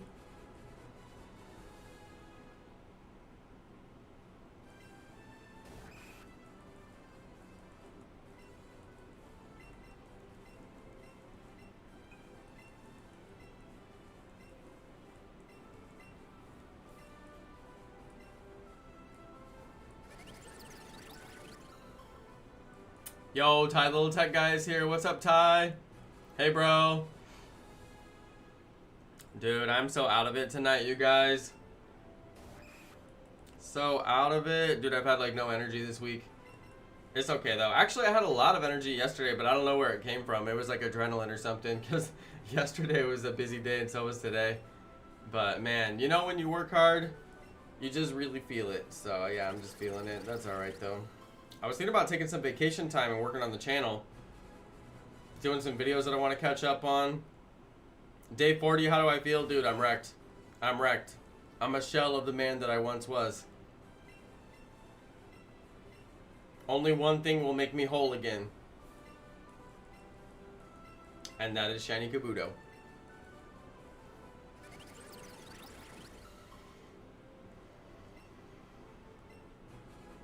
Come on, Shiny.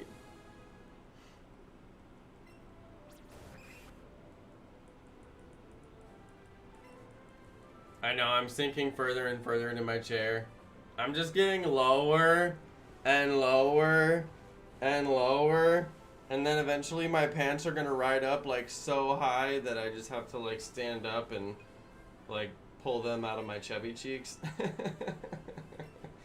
I've been saying chubby cheeks so much because Dr. Disrespect says it, but he says it meaning the chubby cheeks, but it's funnier the other way.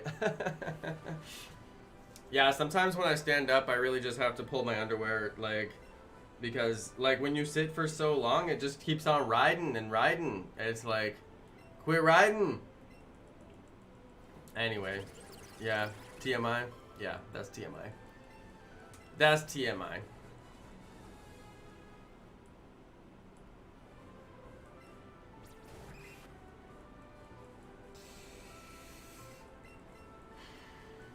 I think we gotta take a little hydration break, you guys. My water cup is empty. They see me riding. They hating. My underpants want to ride on me. Trying to be riding on me. Trying to be riding on me. My underpants trying to be riding on me. No, they need to stop that. You need to stop that. That's my dance. That's the popular dance right now. Did you guys know that? That's a popular dance. It used to be the Fortnite dance. Now it's the rep dance. You gotta grunt when you do it. Okay, that's part of the dance. You gotta grunt.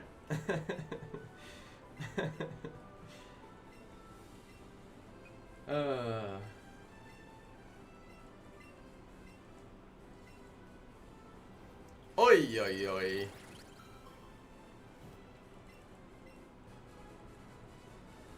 Dude, are we ever gonna get this shiny?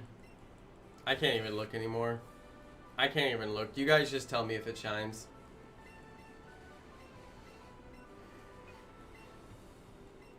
You guys just tell me if it shines. I'm just gonna turn around. Is it shiny? I don't know. I can't even handle it. Did it shine?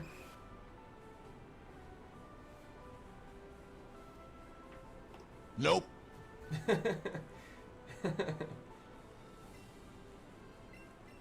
Let's take a little hydration break, you guys. We just hit our next reset. All right, we'll chill here for 2 seconds. Oh, it's shiny. Don't, no, just don't. All right, we'll take a little hydration break. You guys can say hello to my buddy George right here. If only we could get a president like that again, man. No, actually, there's probably a lot of reasons why that would be really bad. Probably a lot of reasons. The first of which, well, you can go Google the first of which. There you go. That'll be your history lesson for the day. Why was George Washington a controversial president? Okay, everybody. I'm going to be right back. Go and get your hydration cup.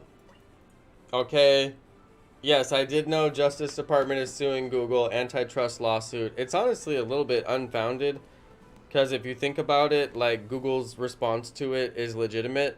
Like, nobody's forcing people to use Google. They use Google because they like it and it's better. So it's like, if somebody wants to make a better algorithm and compete with Google, like, they should go do that. But anyway, I foresee Google making some sub-companies that can compete with them, or I don't know, like, I don't know what they're going to do to get around it, because it's like, how do you, like, when you're the best, you know? But it's not the first time that Google's had antitrust lawsuits tossed at them. All right, hang on a second, you guys. Let me go get some water real quick.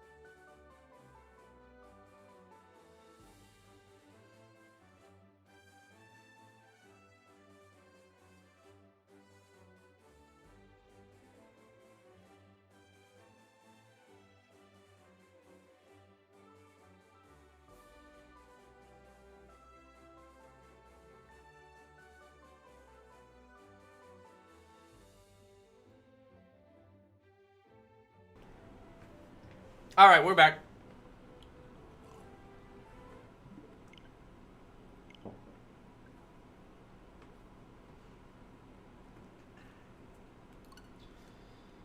Ooh. All right, did I reset my count though? No, I did not.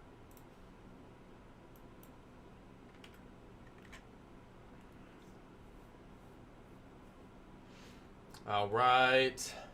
Welcome back, you guys. Big old cup of water right here. Stay hydrated. Don't forget, you can get your super duper elite Stay Hydrated merch. Yep, you can get that right now. Available for a limited time only from your boy Jonno, from my official merch store.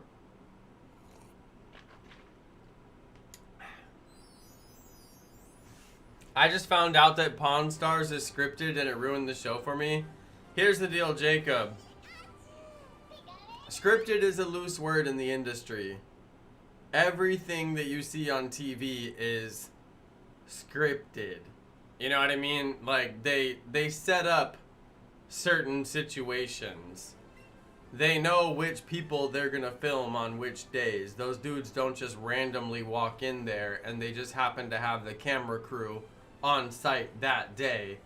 But I mean, yeah, that particular show I would say is, like, if you were to say, like, is a show, like, 100% scripted? No, I wouldn't say any reality TV show is, like, 100% scripted. Like, they literally memorize lines like a movie. But is it heavily scripted? Yes.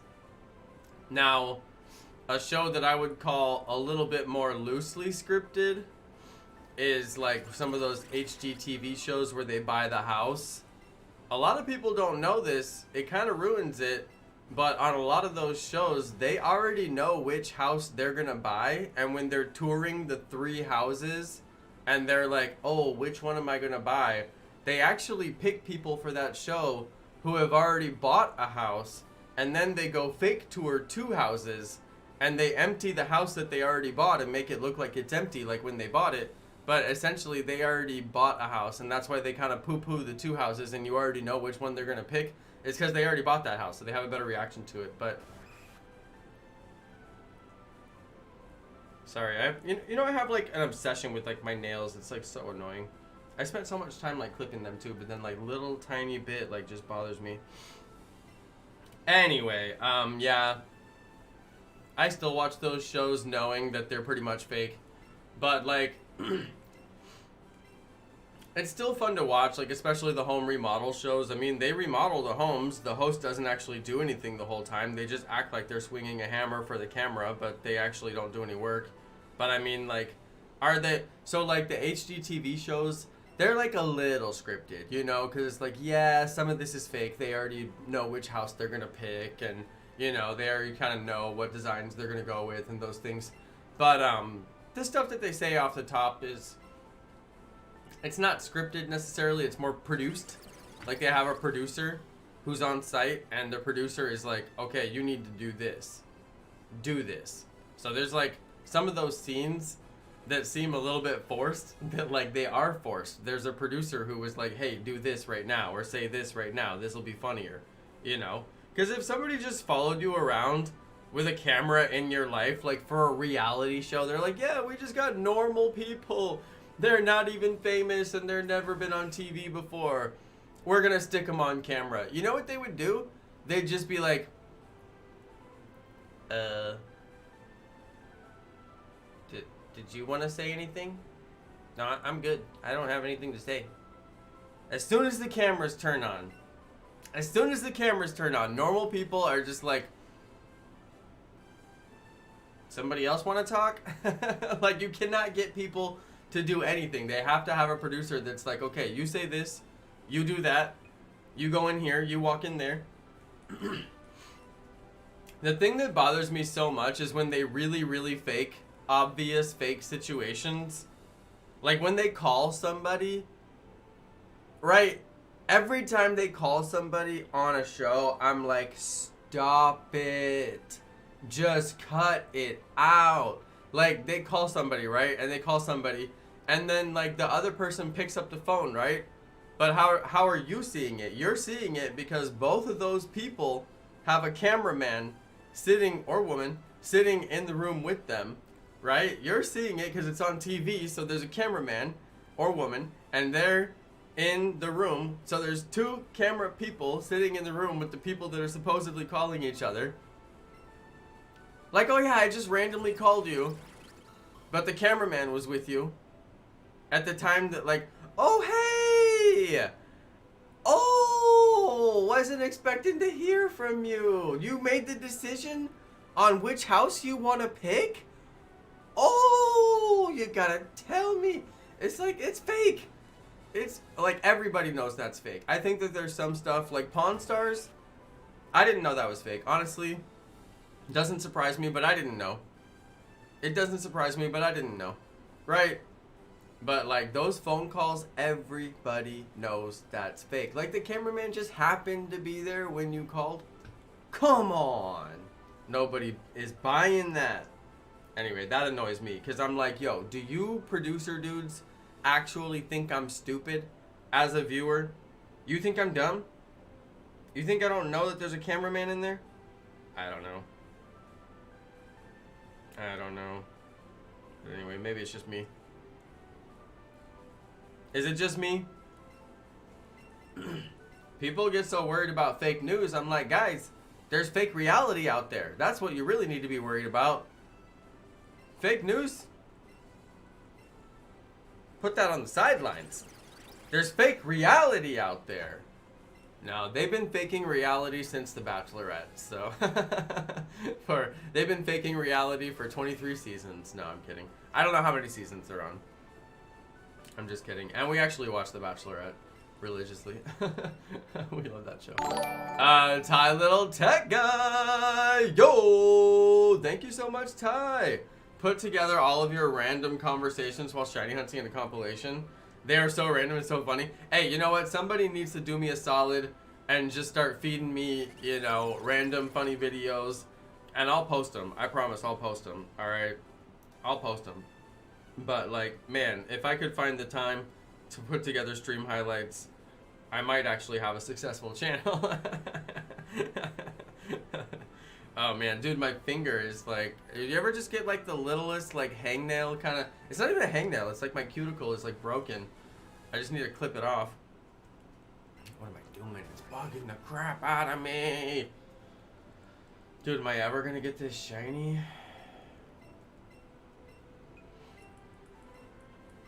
I don't know, you guys. I don't know. 40 days and 40 nights.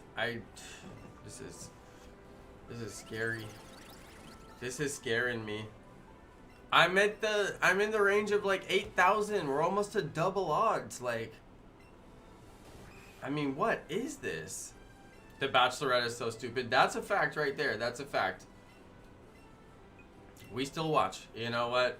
You know what's really bad, honestly, though, you guys? I don't even know if I should tell you this. No. No. I don't even know if I can. Honestly, though, this is too embarrassing. I told you guys about the Jinko jeans, okay? That was pretty bad. That was pretty embarrassing, to be honest. I don't know if I can tell you this. This is shameful. I'm ashamed, you guys. I'm ashamed for people to know this. Guess what we've been watching? Guess what we've been watching that puts me to shame?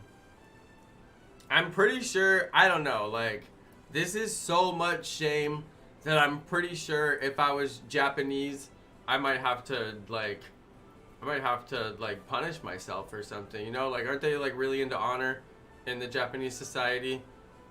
I don't know, like, this is dishonorable. I've dishonored my family. That's why I can't tell you guys. That's why I honestly can't tell you.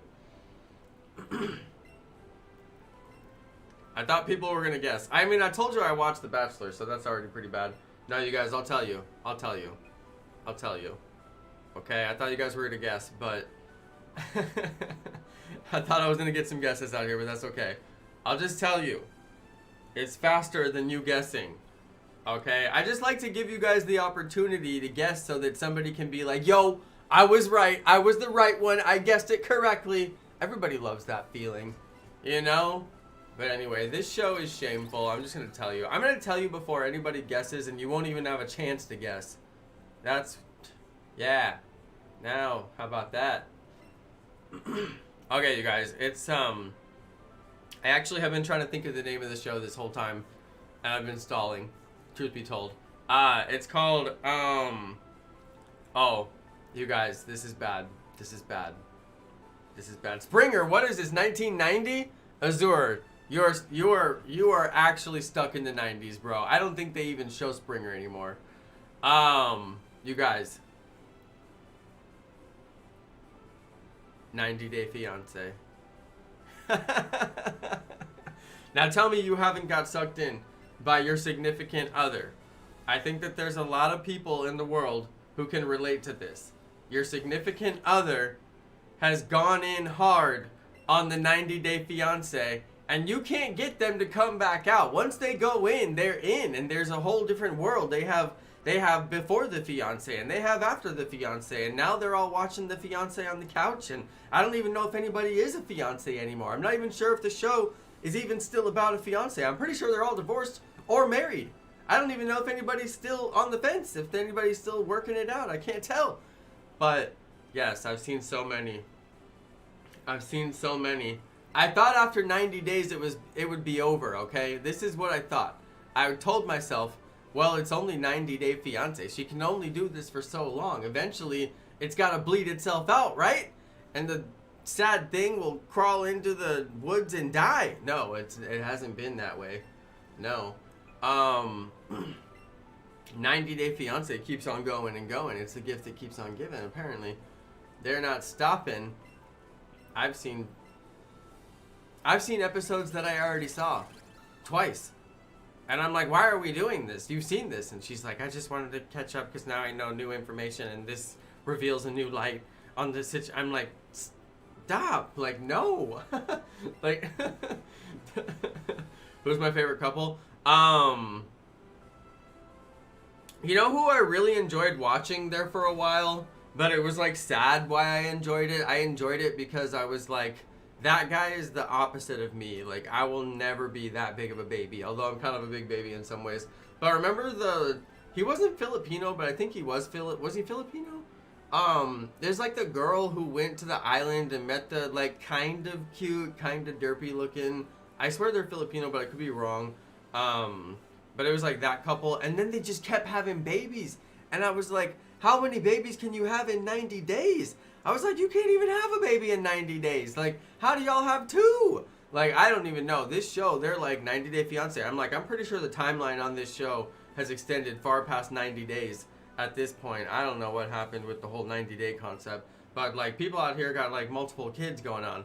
So, anyway, that's not my favorite couple. My favorite couple is probably one of the successful couples that I actually enjoy watching. That couple, I just was like, it was just like watching them crash and burn. I just couldn't look away. It's like the most memorable couple.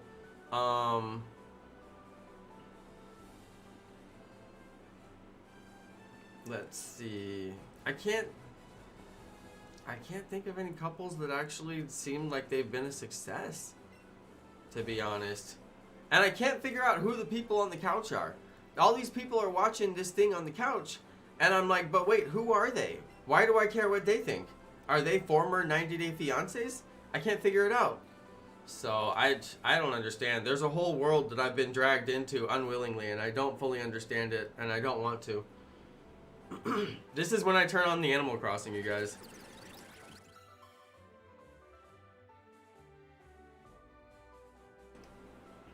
That's when I turn on the Animal Crossing, you guys. All I can handle is Animal Crossing. And I see little bits and pieces, and I'm like, look away. Just look away. My mom used to tell us when we were kids, garbage in, garbage out. And what she was referring to was our brains. If you put garbage in, you will get garbage back out. So, you know, I do tend to think pretty hard about what I spend my time doing and the media that I spend my time consuming. That's why I had to stop watching scary movies, alright? The scary movies turned into garbage, and I had to stop consuming scary movies. I was like, sorry guys. Scary movie, scary movie genre. I'm done. We already had this discussion. Scary movie genre, I apologize. I just cannot be a fan. Oh, but you guys know what I downloaded? I downloaded The Mandalorian. Let's go. Let's go. Let's go. I downloaded The Mandalorian and it's litty like skitty. Yeah, I'm pretty excited about that. Dude, do I have like my I'm losing my voice. Sorry, guys. Okay, sorry. I'm like out here losing my voice tonight. I'm convinced it's allergies. It's allergy season, so even though I'm staying inside, there's still allergens. Maybe Shiny KABUTO likes 90 Day Fiancé and it will summon him or her. Who knows? You know what? Maybe. Maybe, Ty. Maybe. Hey, thank you for the $5 boom.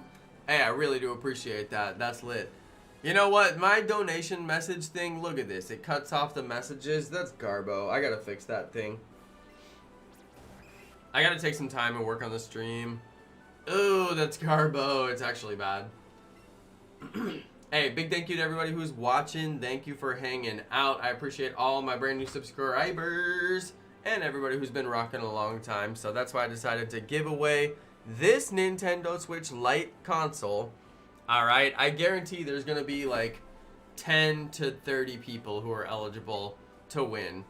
Okay? There's so many people that are like, Jonno, when are you going to announce the winner of the giveaway? And I'm like, I mean, if I announced it right now, I don't know who would be eligible to win. Maybe like 20 people, you know? Not a lot of people. So, just saying. You have a good chance to win. Do not skip on that one. I'm over here just chilling, giving away a free Switch, right? This Switch is bought and paid for, and it's going to get mailed out to somebody who is not me. So I don't care who wins the Switch, you know? To me, I'm like, whatever. I just hope they're an active subscriber. I'm pretty sure that they'll be an active subscriber, right? But for you, I mean, for you, if you think about it, as far as the odds go, like the odds of winning that Switch right there, there's a couple of little tiny hoops you gotta jump through to get the Switch. And every little tiny hoop you gotta jump through, there's just like thousands of people falling off. Just think about it like Fall Guys. Like, they just can't jump through that hoop. They just won't like the videos.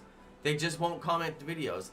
They just won't leave the timestamp on the comment on the one video. They just won't do that. Whatever the one thing is, they just won't subscribe to your boy Jonno. I don't know what it is, but the one thing that they won't do, there's so many people falling off. It's thousands. It's literally thousands. There's probably like 6,000 people who watched that video, and so many people have commented on it, and I guarantee I'm not going to have thousands of people eligible to win. I'm just not. I just know I'm not. So anyway, that's why it's kind of funny.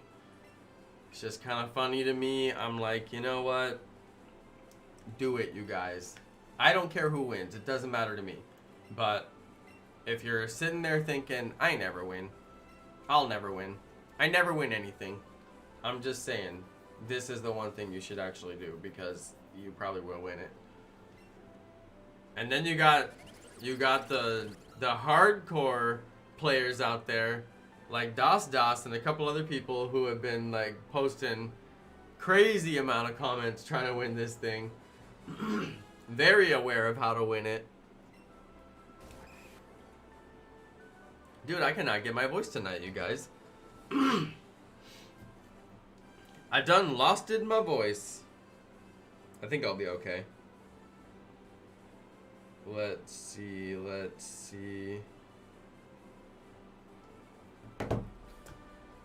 Oh, this is crazy, guys. This is crazy. This is my longest shiny hunt. Dude, we're on another 17. Another 17. 68. Alright. Okay, we gotta reset.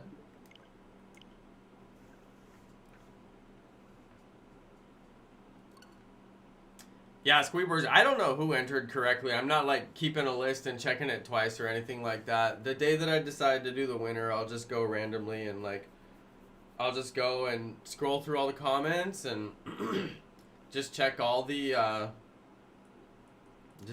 comments that have timestamps and check all the people who commented all the videos. They commented like every single video. I'm just gonna do the standard thing that I usually do. I'll probably like try to live stream it. I don't know what I'm gonna do as far as how I'm gonna choose the winner, but I'll have some process that I go through, and then I don't know. I'll figure it out. But yeah, it's tough. It's tough trying to figure out who's the winner. It's really tough. Like, I said to comment every video. I am going to check and make sure people comment every video. It won't be possible to win if you actually didn't comment every video. That's why I think I need to do a follow-up video. But I don't think I am. I think I'm just going to... rock it. Clues in the Crown Tundra about a Diamond and Pearl remake? I have no idea, dude. People make up rumors so they can get views on their YouTube channel. So, I mean, at this point, none of the rumors are true in my opinion. Because people will literally make up anything just to get views. So I'm like, nah. I'm not worried about rumors. If they make a Diamond and Pearl remake, then they make a Diamond and Pearl remake, you know? That'd be cool. But I can't imagine they're going to remake any games unless they do it through the Let's Go series, because the Let's Go series was pretty popular.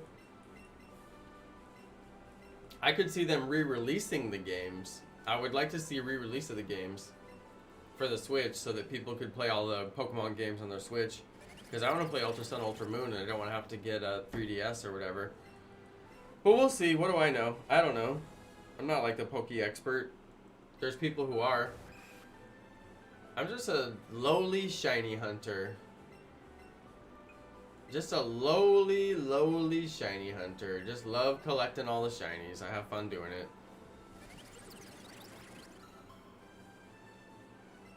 Let the good times roll. Right? Yes. Come on. I don't even...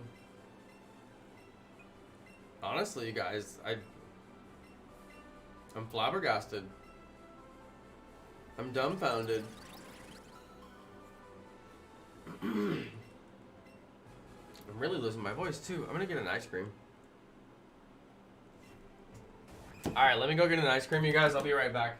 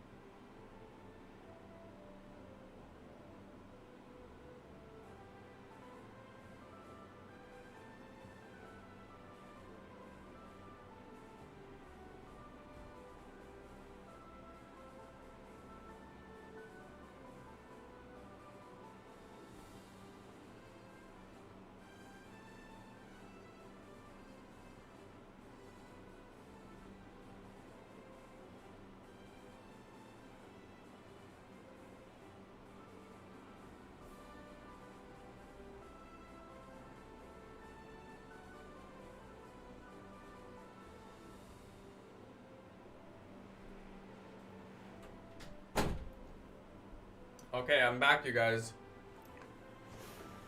I'm back. I found a Danish. Really delicious looking Danish. I'll take it. And I found a mochi ball, which my green screen can sort of see.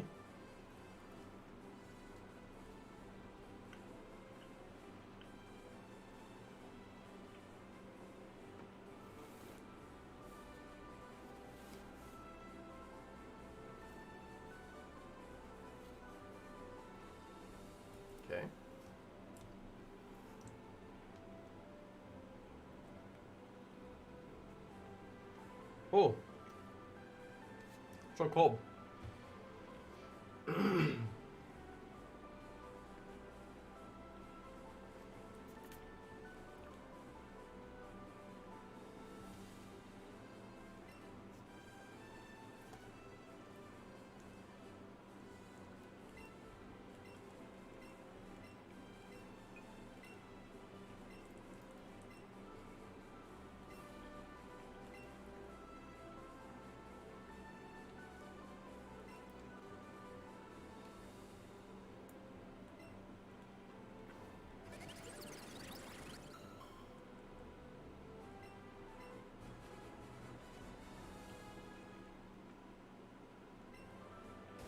Come on. Danish jelly bean? Yeah. I would eat that jelly bean.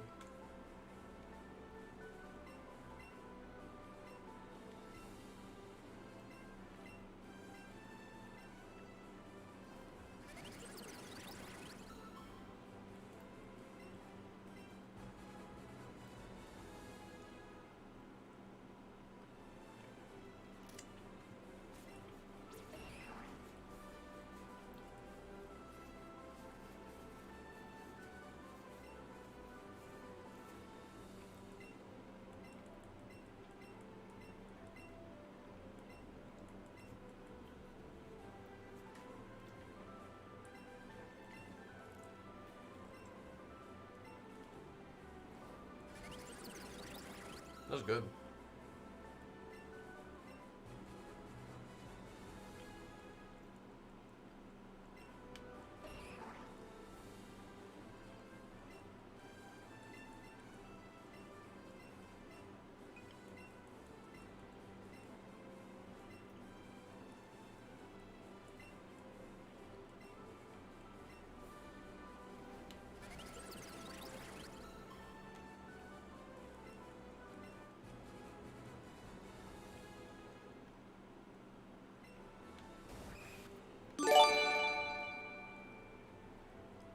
Whoa.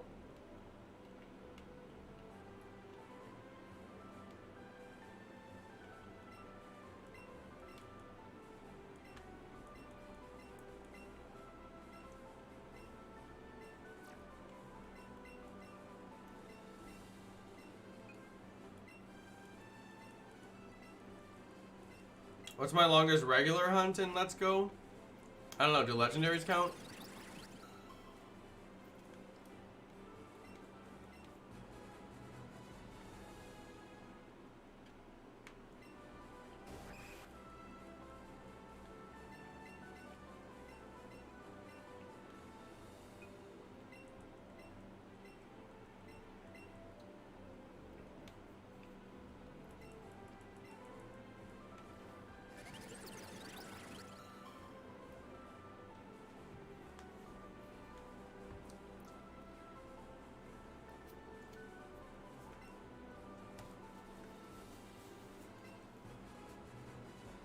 That was delicious.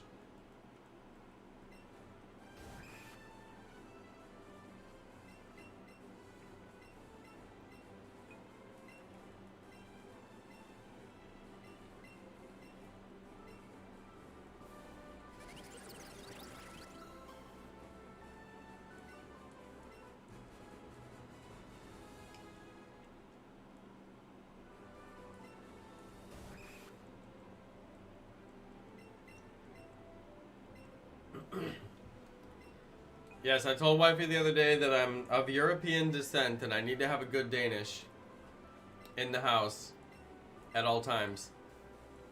We've been married for a long time, but I never told her this. I really love a good Danish. And in a moment of authenticity the other day, I exposed to her my true feelings. I told her I love a Danish with a little bit of filling right in the center.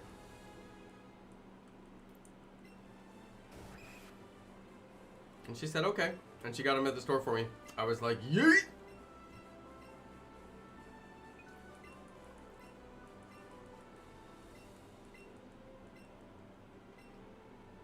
Dude, come on. It was really tasty. That was one tasty Danish.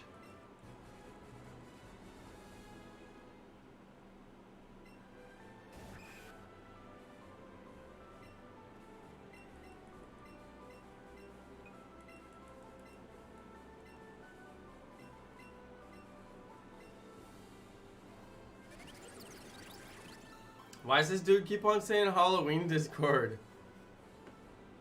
I don't know.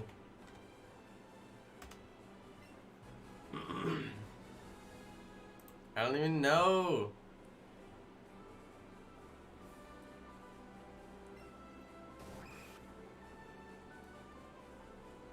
Am I watching a live stream? Charles Barrow. No, this is pre-recorded.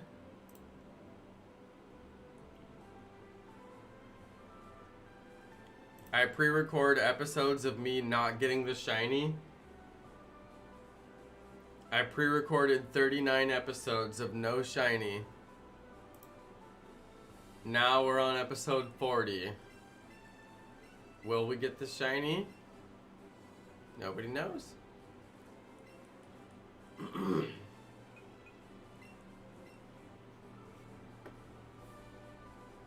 It's my formula for success on YouTube. Just make streams where nothing happens. And then post them. He said, I knew it.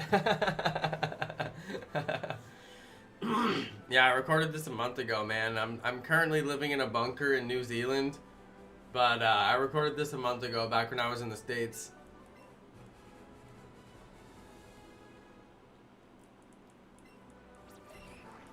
Yeah, man, I'm in like total lockdown bunker status in New Zealand. Oh, I'm kidding.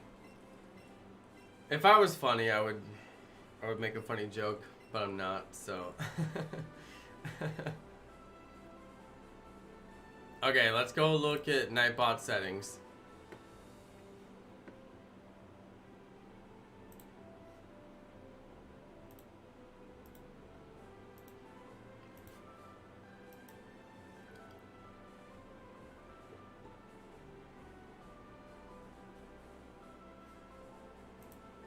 Alright, I'm messing with Nightbot settings. I have no idea what's gonna happen.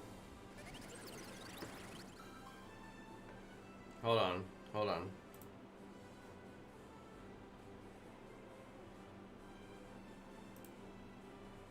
I'm raising the number of emotes you can post. Okay, I'm raising the number of emotes. The emote filter has been somewhat lifted. I also made it more harsh on repetitions, because somehow that guy was able to repeat the same comment for like a million trillion times.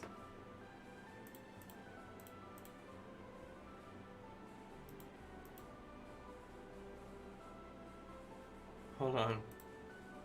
Azur. It gave Azur the timeout for 5 seconds. Dude.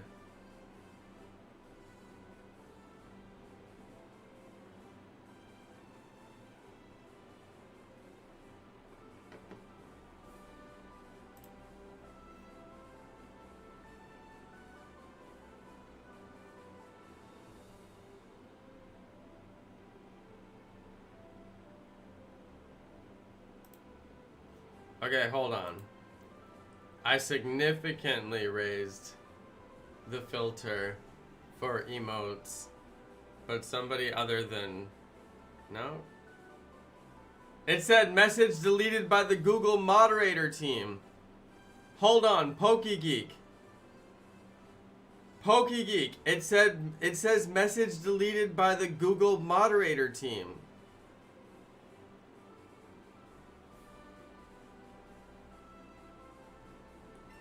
Is Google sitting here moderating my chat?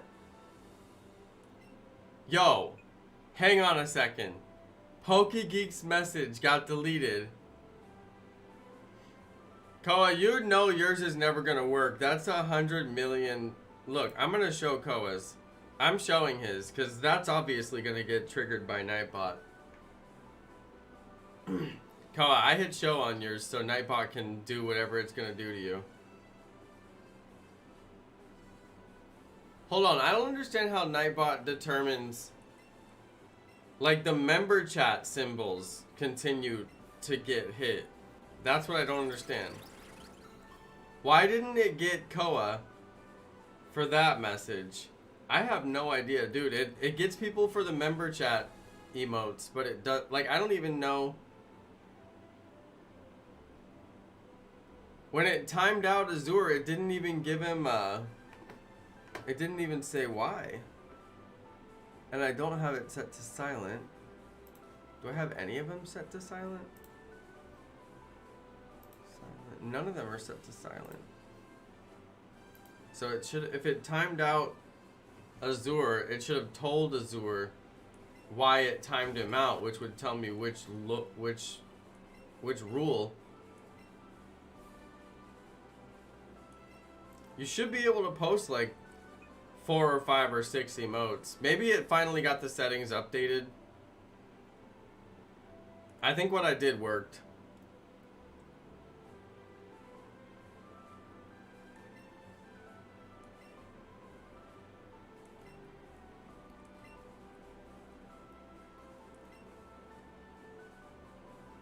Here, look, I'm gonna show you guys my settings. Look, this is my Nightbot settings.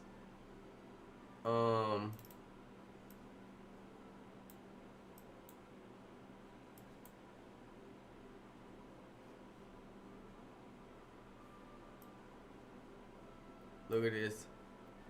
Excess emotes. Options. Now read this. This is the minimum number of emotes posted before Nightbot will punish the user for spamming. Nightbot checks that the user has surpassed this limit, as well as checking that the majority of the messages is emotes before issuing a timeout. So I had it set to like 15, which is still like, there's no reason that Azure would have ever surpassed that with like 4 emotes. Nightbot is not even doing anything to people who post a bunch of emotes, which is like, doesn't even make sense. Right? But this is what I have it at, and it's not set to silent. So it's not telling you why. Anyway, it's stupid. The timeout was for 5 seconds. It says 300, but Nightbot will give you a warning timeout on your first offense. It's only 5 seconds.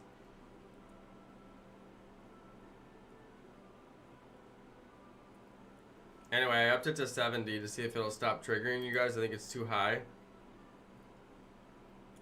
But I can't figure out what I gotta set it so that it doesn't like trigger you guys. Anyway. If anybody understands it, like the settings don't make sense. Like, does that even make sense? It says that you can post 70 in there and nobody's done that.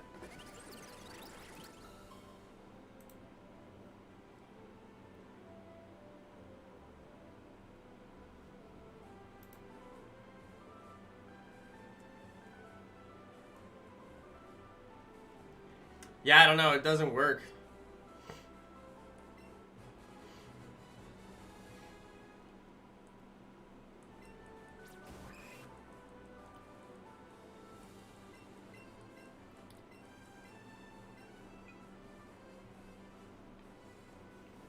It just doesn't work.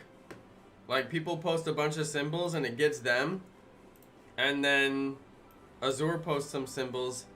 It doesn't get him. I know other people who use Nightbot.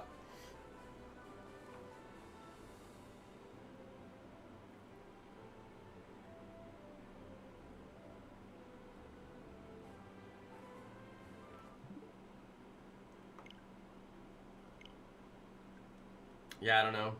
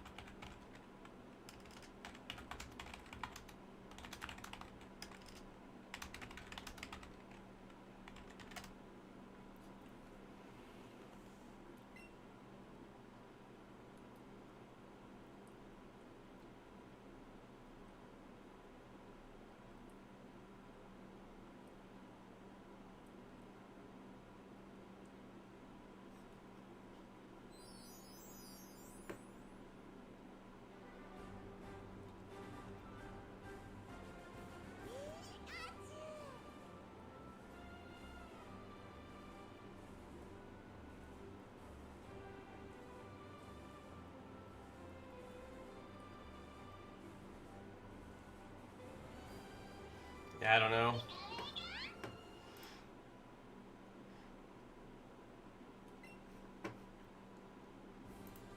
I can't even figure out what rule. I turned it up to like 70, and then he still got timed out, so I don't even know.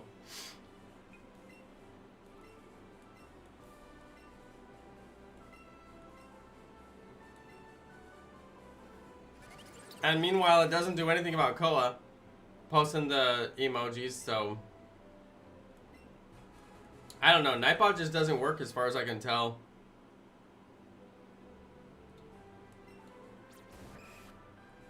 Do the commands even still work?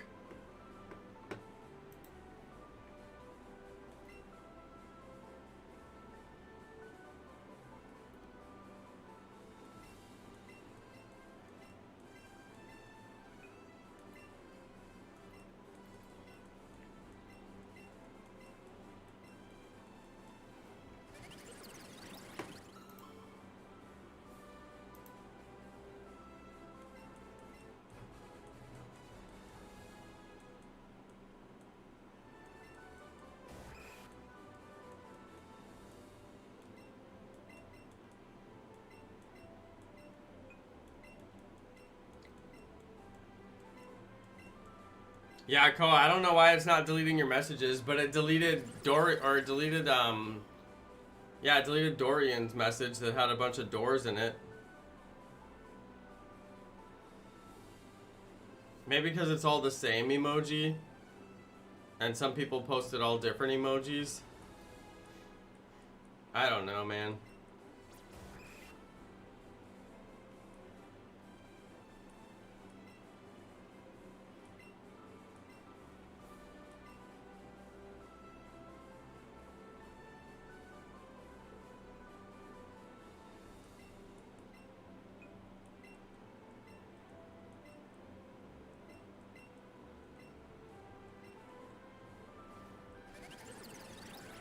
Yeah, it looks like all the same one seems to trigger it, but that's not what Azure was doing. He was doing alternating ones.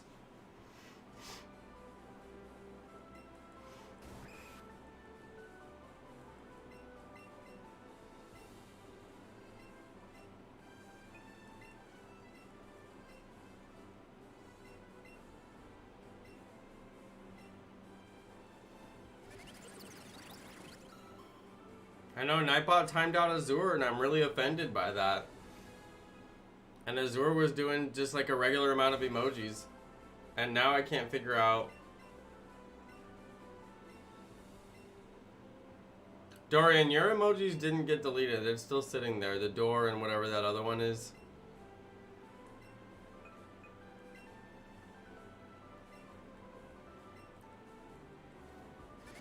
I just don't like Nightbot. It doesn't work. That's why I never used it in the first place.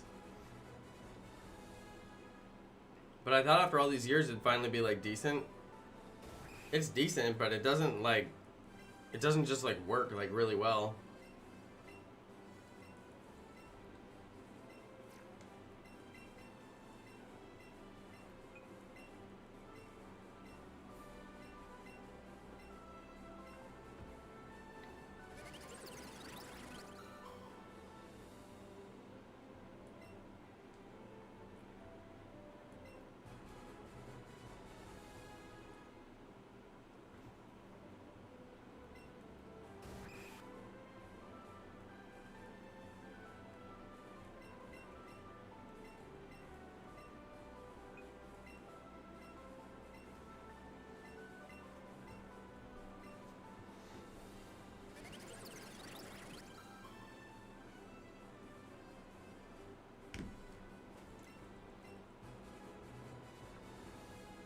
Come on, dude.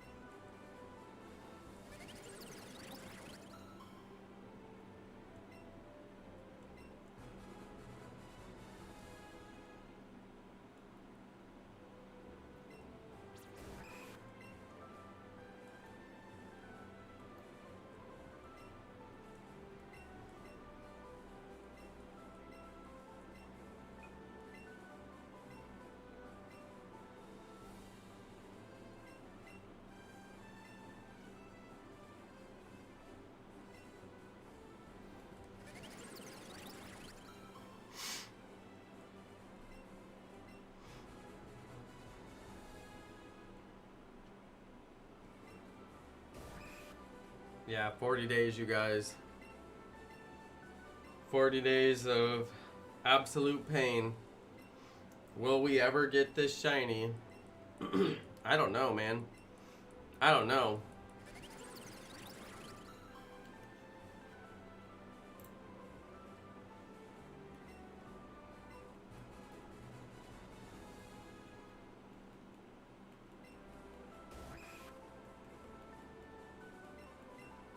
The one time we got it was so incredible.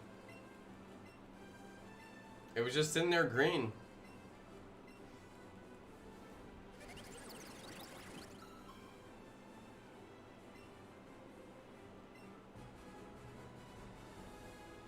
I think what I gotta do is like take a whole day and just do like crazy all day stream, like 11-hour stream.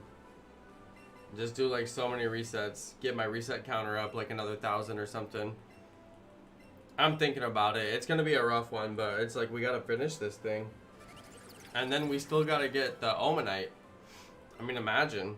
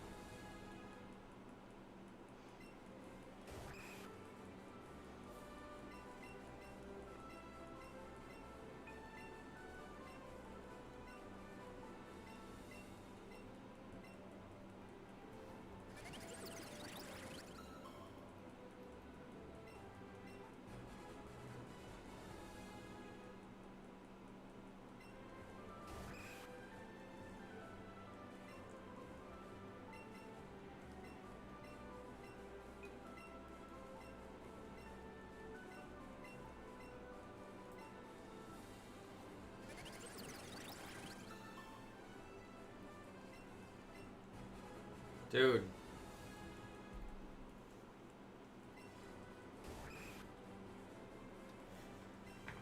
I don't know about this one, you guys. Day 40, and I think I'm out of energy. I think this is it. I think I'm gonna call it. I don't know what to do about this aside from keep going. But there's also other things I'd love to stream. Luckily, there's not like a crazy amount of good games out right now that I'm just like missing out on. But eventually there's gonna be Pokemon Snap, isn't there? Something like that. I think I'm gonna bounce though, you guys. That was all the energy I have for the stream tonight. Oh my goodness. And I'm still expecting a text from my boss. I gotta go check my email and make sure that I don't have any work come in at the last minute. But yeah, you guys, that was a lit one. Hope you guys enjoyed the stream. I enjoyed it. So glad to have you all on the stream. Come back tomorrow, you guys. We'll be back at it. I don't know if we'll be doing shiny Kabuto hunting. Maybe we will. Maybe we won't. I don't know. Dude, Nightbot has gone crazy. Nightbot has gone crazy. I don't know. Like, Nightbot's weird. I'm not sure what to do about Nightbot. Like, Nightbot just times out for so many things. It's actually upsetting me.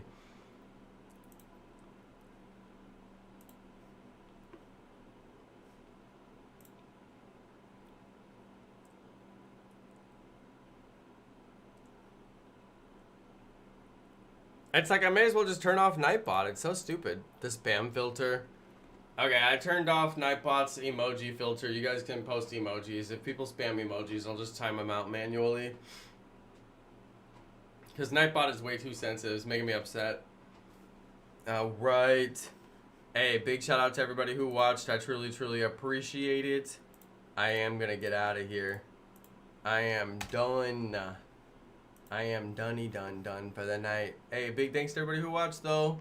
I appreciate you. I'll catch you on the next one. Let's go see the credits. Let's roll those crappy credits. Let's roll the most ugly credits that the world has ever seen. Look, it doesn't even align correctly.